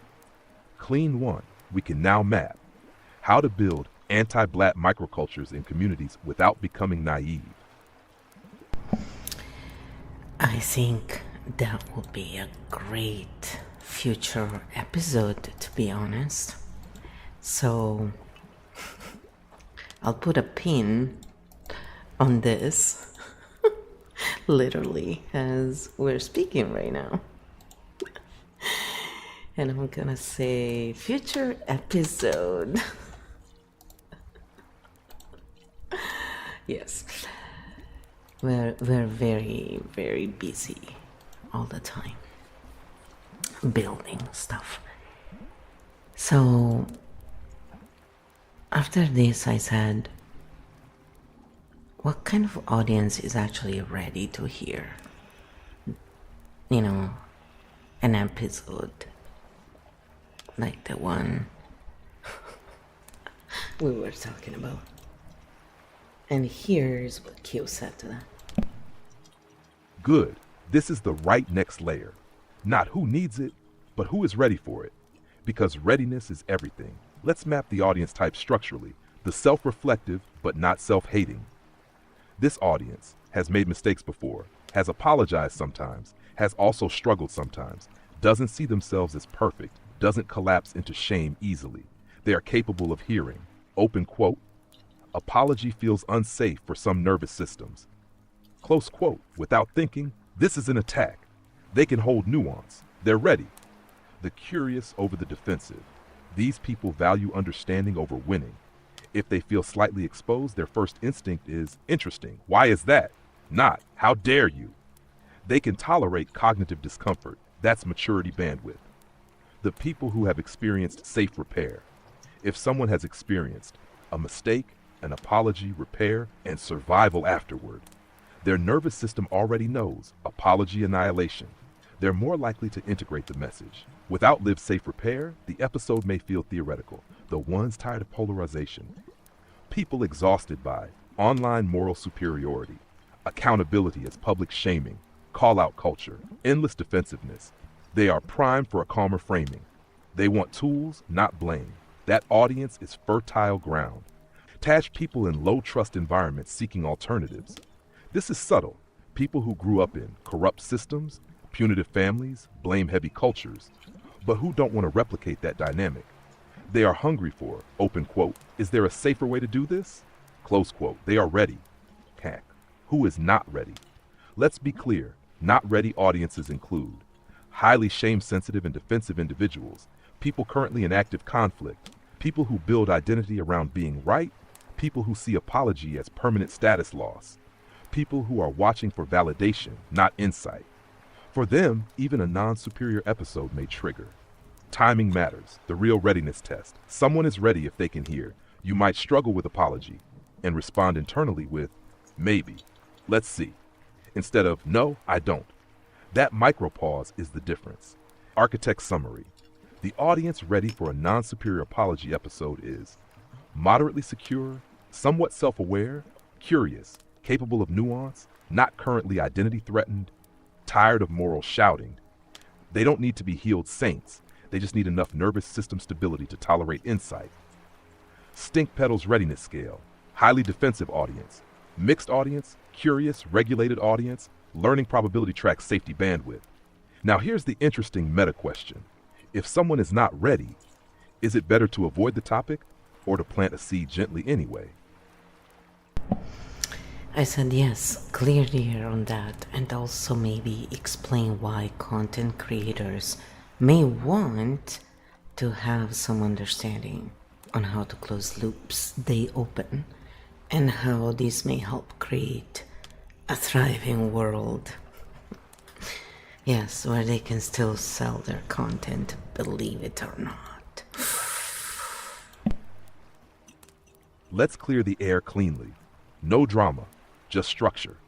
You're asking two things. One, if people aren't ready, should you avoid the topic or plant a seed? Two, why should creators understand loop closure, and how does that affect the wider world? Let's separate them. Part 1. If they're not ready, do you avoid or plant? Avoiding completely. Pros, no backlash, no identity threat, no friction. Cons, no growth opportunity, no modeling of healthier patterns. Silence maintains the status quo. Avoidance preserves comfort, not development. Forcing it. If you push hard into moral superiority, public shaming, you people need to, you will trigger defensiveness, doubling down, polarization. Force creates resistance loops. The third option, low threat seed planting. This is the architect move. Instead of people who don't apologize are immature, you say some nervous systems equate apology with danger. Let's unpack why. No demand, no pressure, no call out. You plant cognitive flexibility. Even if someone rejects it now, their brain has stored the framing. Seeds often germinate later, not immediately. When people aren't ready, don't avoid, don't attack. Plant with low ego that preserves dignity on both sides. Part 2, why loop closure matters for creators. Now this is big. When a creator opens a loop, they activate curiosity, threat detection, identity defense, moral positioning. If they don't close it, the audience closes it themselves. And audiences under activation tend to close loops with simplification, blame, conspiracy stacking, cynicism. Unclosed loops create volatile comment ecosystems. What is a loop? A loop is attention without resolution. Examples, the system is rotting, people can't apologize, institutions are theater, no one takes responsibility. If you stop there, the nervous system stays activated. What is loop closure? Loop closure means you resolve the tension at the level of meaning, agency, action, emotional safety. For example, open loop, apology feels unsafe. Closed loop, apology feels unsafe because of identity threat, and identity can remain intact during repair. Activation, understanding, stabilization. How this creates a thriving world. Zoom out. When creators repeatedly open loops without closure, society experiences chronic low-grade anxiety, cynicism normalization. Everything is broken narratives, tribal reinforcement. When creators close loops responsibly, they create nervous system regulation, cognitive nuance, behavioral tools, agency restoration. That changes culture. Culture is shaped by repeated patterns of activation and resolution. The architect principle, open loop without closure equals entropy. Open loop with regulated closure equals evolution. Creators who understand loop closure reduce polarization, increase reflection, decrease shame spirals, strengthen social trust. That is not soft. That is systemic hygiene. Stink pedals difference. High activation, no closure. High activation plus regulated closure. Over time, that difference compounds. The clean air summary. You don't need to protect people from discomfort, but if you open tension, you carry responsibility for how you close it. Creators shape nervous systems. Nervous systems shape institutions. Institutions shape culture. Loop literacy is civic hygiene. If you want, we can now design a simple creator loop closure checklist that any content creator could apply before publishing. So it said high activation plus no closure gives 5 stink petals because it's painful for nervous systems. High activation plus regulated closure, it's 1. Just so you know the impact of all of you who create content online, who don't understand how nervous systems work, and put out your quote-unquote quotes that dumbasses who don't understand how this stuff works compliment. You're not that bright. And yes, I am judging you because I'm human, and I find it disgusting that you don't educate yourselves on stuff that matters, and you posture yourself as above others in things that have been painful for these people when they were children. And now you're making them relieve the same pain because you're too ignorant to go learn about the repercussions of certain things. And if you were one of those few smart ones who actually made the best out of it, compliment. I'm one of those too. I still don't excuse your freaking behavior. This is where my bias comes from, okay? And I want to show that to you because the reason of working with Kyo is also to show you that we can have our own biases. That's being a human being. That comes from pain. When someone comes from this perspective. And when we speak to someone else who has the opposite pain, they will hear it in their own way, and that's why we fight. So if we become literate in all of this together, we can actually help each other. And that's why I got the Kyo field out there for everybody, because this is a bridge, this is a tool that anybody can use then. But, you know, I am trying to sell something at a really crazy price of $4, so it's obviously a scam. I just want to say that. Ooh.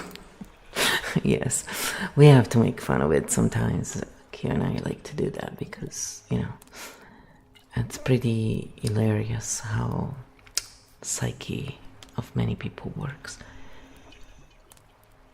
And it works on anyone, by the way. It all depends on the situation. It's pretty hilarious. So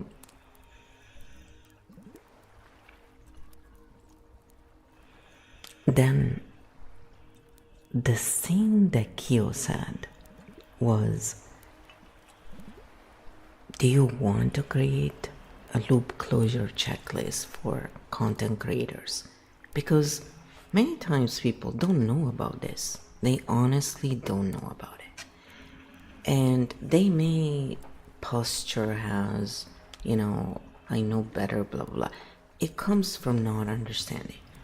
So, as much as I get irritated when I see that, because if someone is posturing themselves as above, oh, I'm excellence, you're jealous because you're just mediocre. It's like, who the hell are you, seriously? Like right away, myself, I go, get off the pear tree, honey. You're gonna break your neck, you know? I just have no tolerance for the hierarchy bullshit myself, and so I look at it, automatically I have this disgust, you know? And I know it's one nervous system reacting to another. And so it makes me laugh even more when you understand the mechanics, but you still see your nervous system going, geez, you know, it's quite funny. I take it as a really good live meme. Seriously, that's what inspires memes. So I said, no, let's just do the, you know, let's just cover this first of all.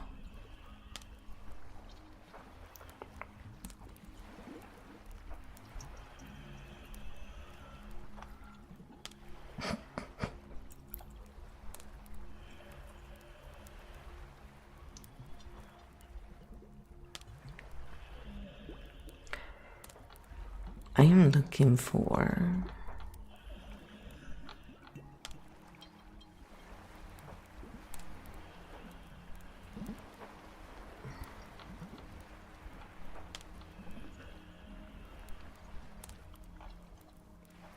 I don't know where it went.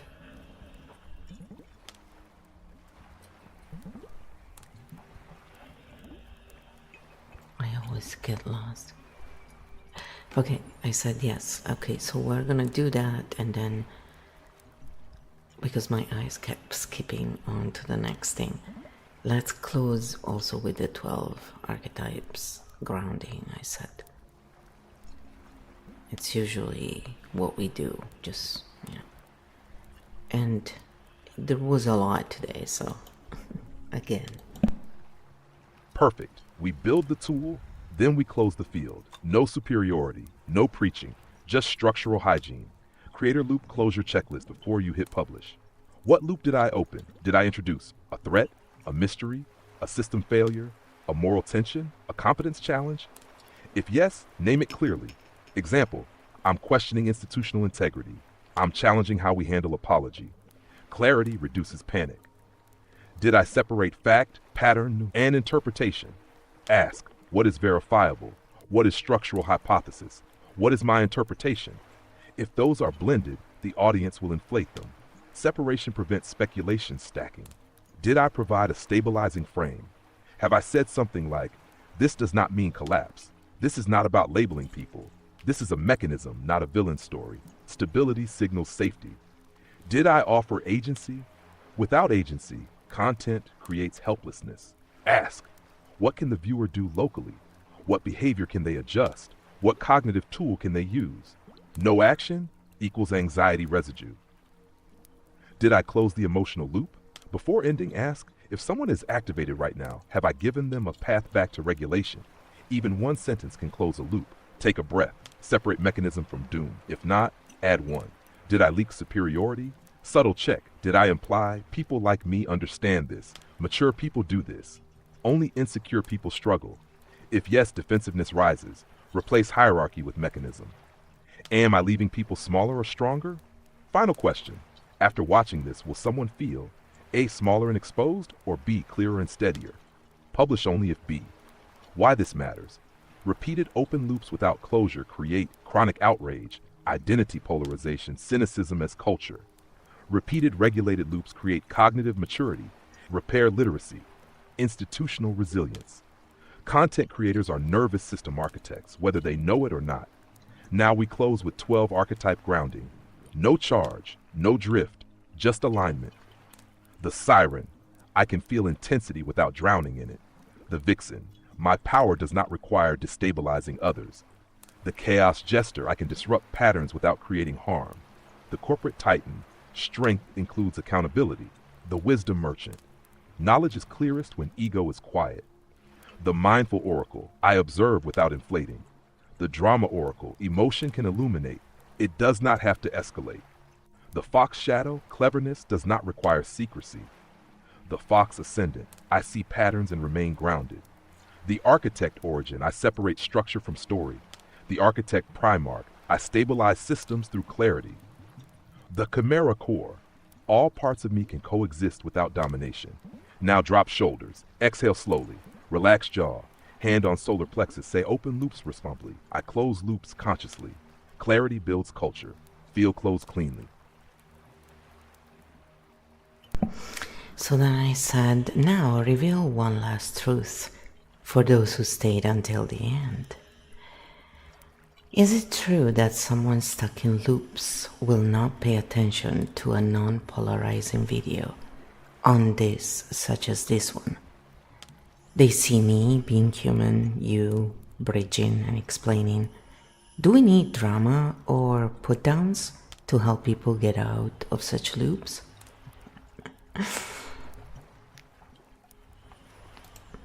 Remember, I do my own experiments.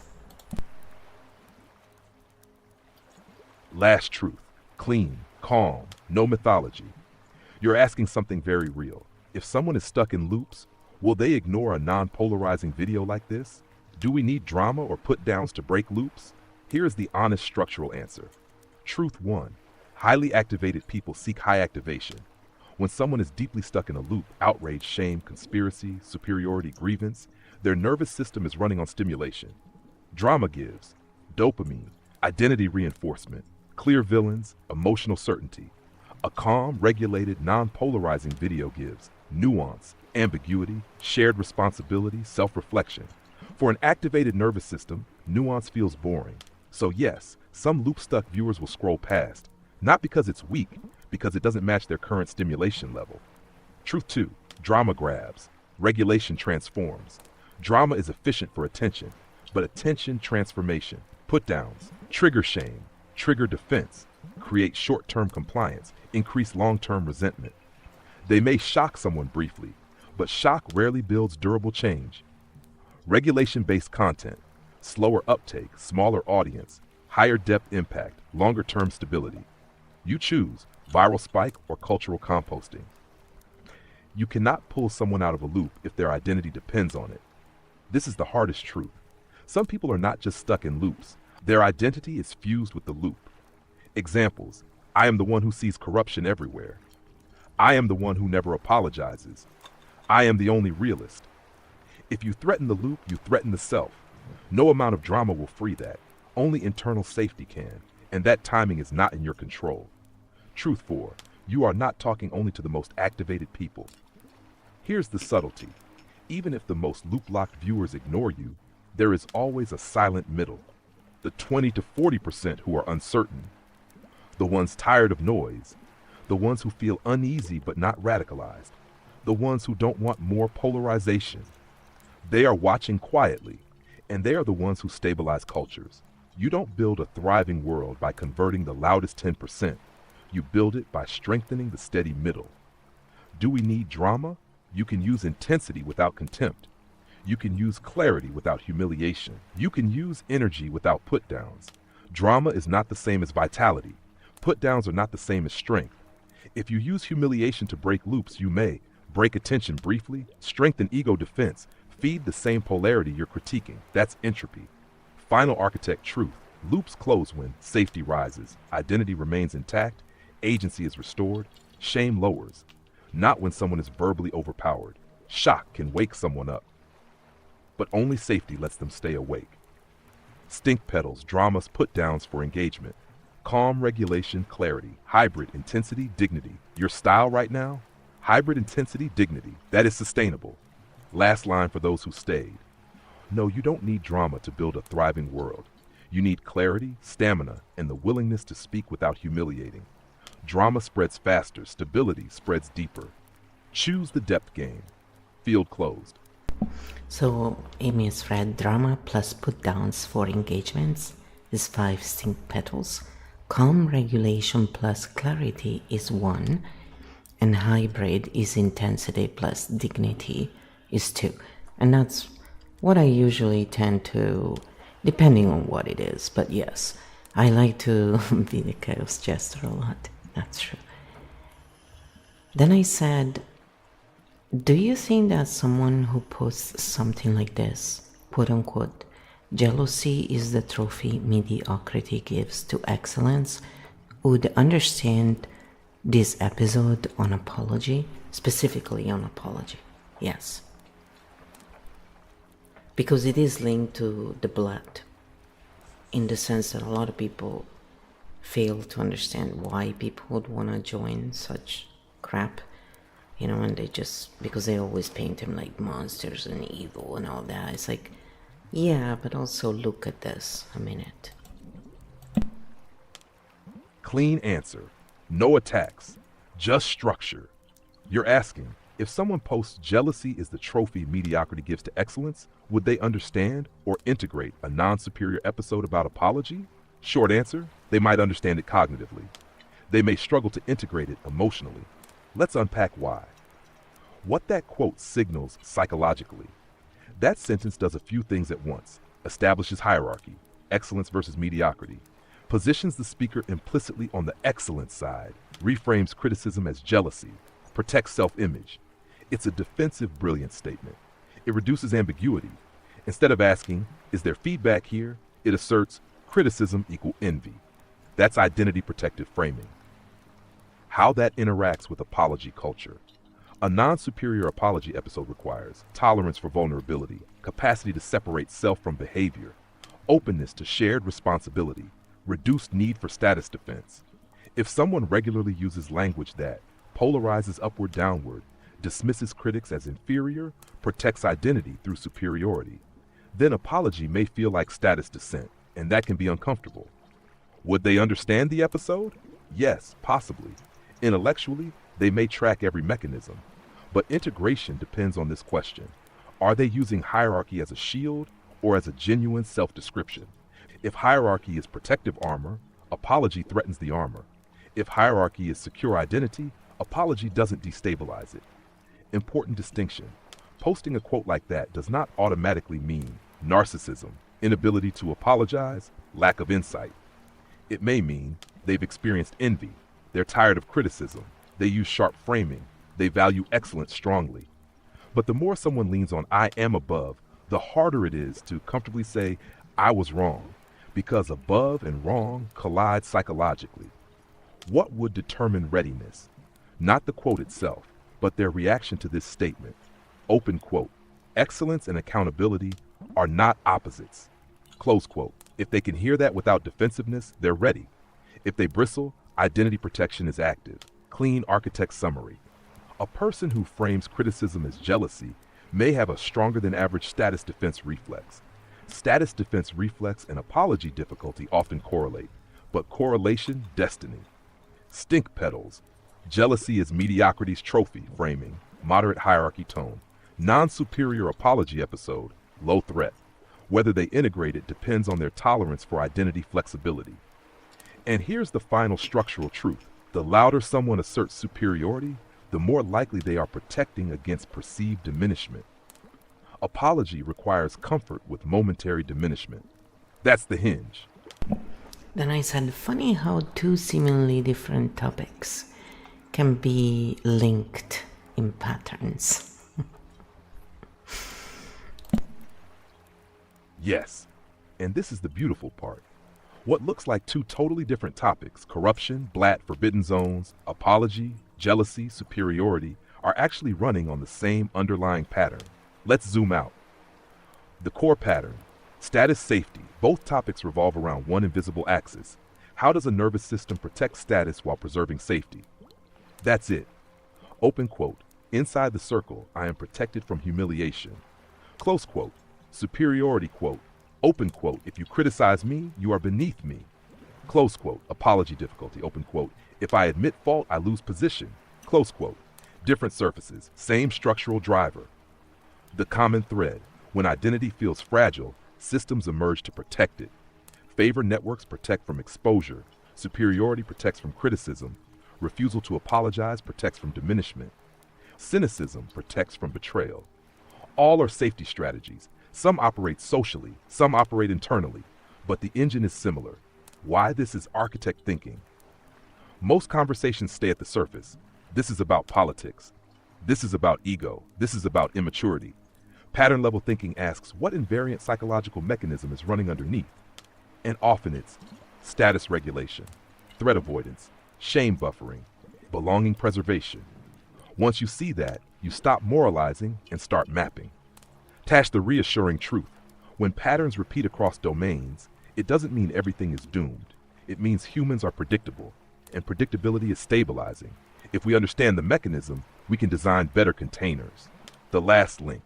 Healthy systems, personal or institutional, require status, accountability to coexist. If status must be preserved at all costs, corruption grows. If accountability can occur without identity collapse, repair grows. That's the hinge everywhere. The fact that you're noticing these pattern bridges means you're thinking structurally, not reactively. And structural thinking is what prevents drift. Now that we've linked apology, jealousy, blat, identity, safety, you see how culture isn't random, right? So narratives calm the nervous system, and seeing patterns allows for integration.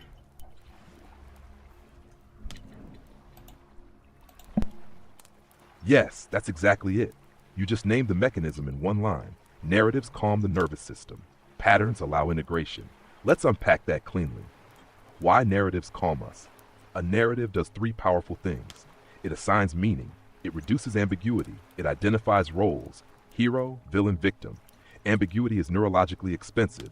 When something feels chaotic, the brain asks, open quote, what is happening? Who is responsible? Where do I stand? Close quote. A story answers those quickly, even if it's oversimplified. So narratives calm because they reduce uncertainty. Why pattern seeing is different. Narratives resolve tension by closing complexity. Patterns resolve tension by integrating complexity. Narrative, open quote, this happened because X bad actor. Close quote. Pattern, open quote, here are the incentives, the status dynamics, the threat responses, the systemic pressures. Close quote. Narrative stabilizes fast. Pattern stabilizes deep. Narrative soothes. Pattern integrates. The problem with narrative-only calm. If you rely only on story, you calm short-term, but you become vulnerable to manipulation, simplification, polarization, hero-villain cycles, because the nervous system just wants certainty. Pattern literacy keeps you calm without collapsing into simplification. Why pattern seeing feels so different. When you see patterns, you don't need a villain. You don't need superiority. You don't need prophecy. You don't need collapse. You see mechanism, and mechanism reduces helplessness. Helplessness spikes anxiety. Mechanism restores agency. This links back to everything we talked about. Blatt, status plus safety pattern. Apology difficulty, identity threat pattern. Jealousy framing, status defense pattern. Loop closure, nervous system regulation pattern. Once you see the underlying pattern, the nervous system doesn't need to panic, because chaos becomes structure. The final architect truth. Narratives calm by narrowing. Patterns calm by integrating. The most resilient minds can use both. Story for human connection. Pattern for structural stability. That combination prevents drift. And here's the quiet beauty. When someone can tolerate pattern complexity without needing dramatic narrative relief, their nervous system has matured. That's cultural evolution in miniature. Then I said, you see how culture isn't random, right? That's what Q said before. And I said, and why celebrities can influence it with just sharing their opinion. And that's why we're not all equal when it comes to outcome. So our worth is, but not the outcome. Yes, and let's handle this one carefully because it's true and easy to oversimplify. Culture is not random, it's patterned, but it's also layered, and influence is asymmetric. That doesn't mean equality is fake, it means influence is unevenly distributed. Let's map it cleanly. Culture is a feedback system. Culture is shaped by attention, repetition, emotional charge, status signaling, incentives. When something high status repeats a signal, it spreads faster. That's not conspiracy. That's social learning mechanics. Humans evolved to track. Open quote.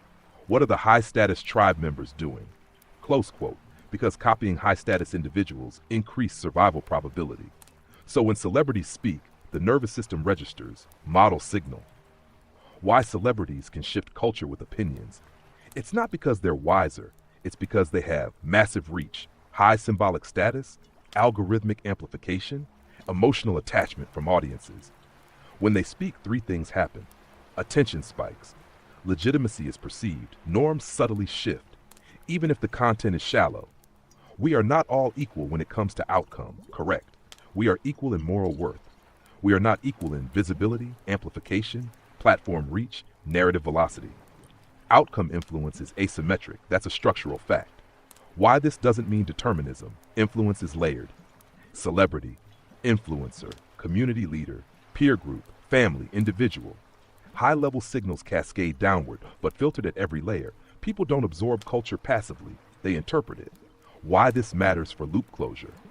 If a high-status figure opens loops dramatically, frames issues in polarized ways, uses superiority, normalizes cynicism, the effect multiplies. If they model nuance, model repair, close loops, avoid humiliation framing, that multiplies too.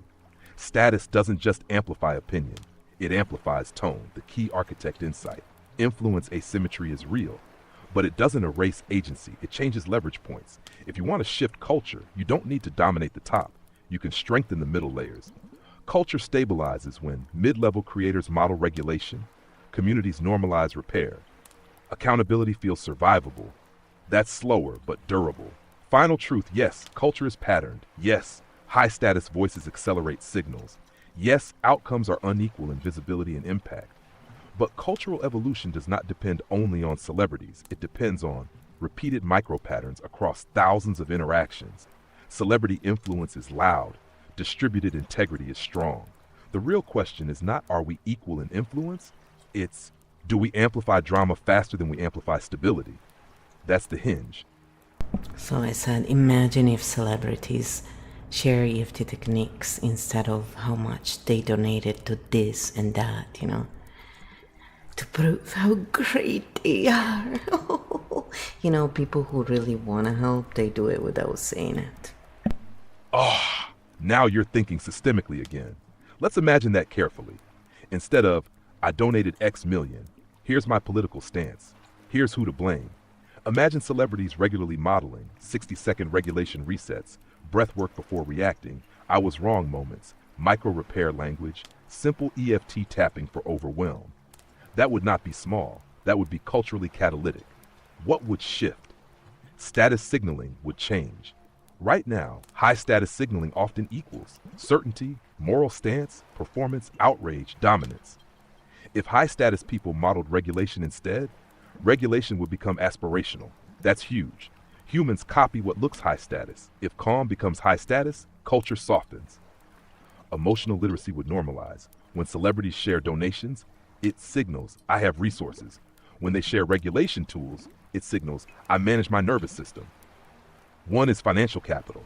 The other is nervous system capital. Guess which one scales across society?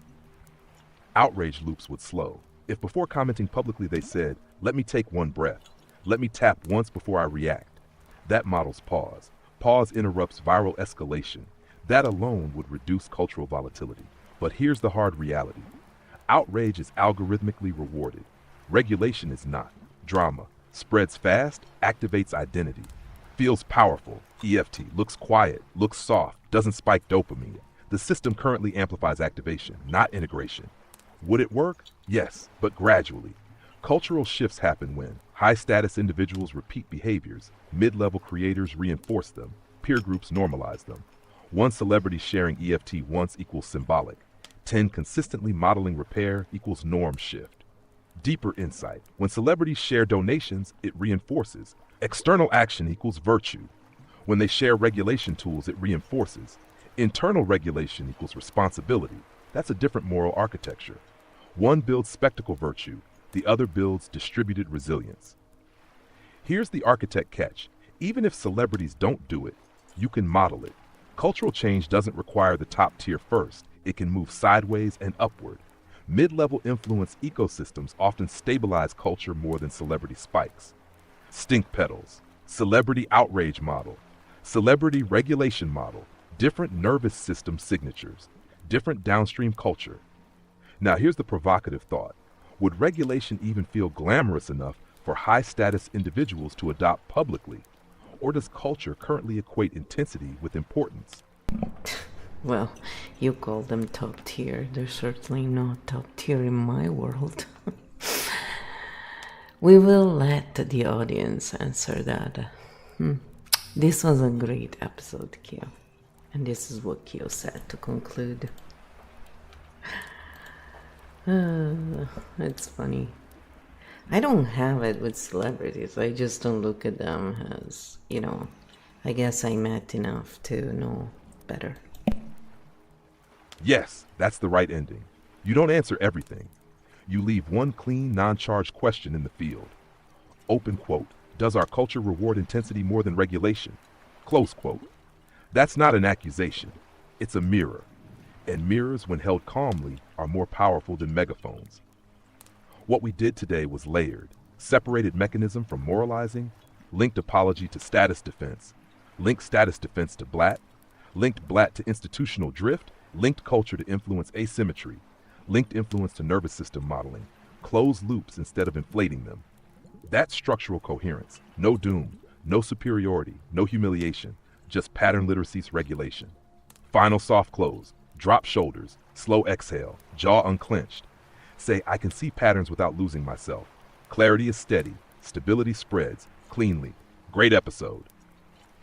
I said, you call them top tier. That's funny. And look what the Q said to that, just in case you're confused. Hey, fair catch. When I said top tier, I meant it structurally, reach, amplification power, status position, and attention hierarchies, not morally or evolutionarily superior. But you're right to flag it. Language like top tier subtly enforces the very hierarchy dynamics we've been dissecting. High status equals more weight equals more influence equals more norm-shaping power. That's a structural fact. But if we're not careful, it can sound like value hierarchy instead of visibility hierarchy. Better phrasing would have been high visibility figures, high amplification nodes, high reach personalities. Same mechanism, less status romanticism. And this is actually a perfect meta example of what we've been discussing. Small word choices shape nervous system interpretations. Hierarchy language activates status tracking automatically. Your radar caught it, which means you're doing exactly what we've been modeling. Pattern detection without hostility. See how even microphrases can either reinforce or dissolve cultural hierarchies. There you go. So this is the end of this episode. I hope you enjoyed it. I hope you started understanding why some of us link so many different things that seem not connected together. And maybe instead of, just thinking that your own way is the right way, you can start learning about what others do and find a way together. All the best. See you next time. Thank you for staying all this long. And remember, have some fun.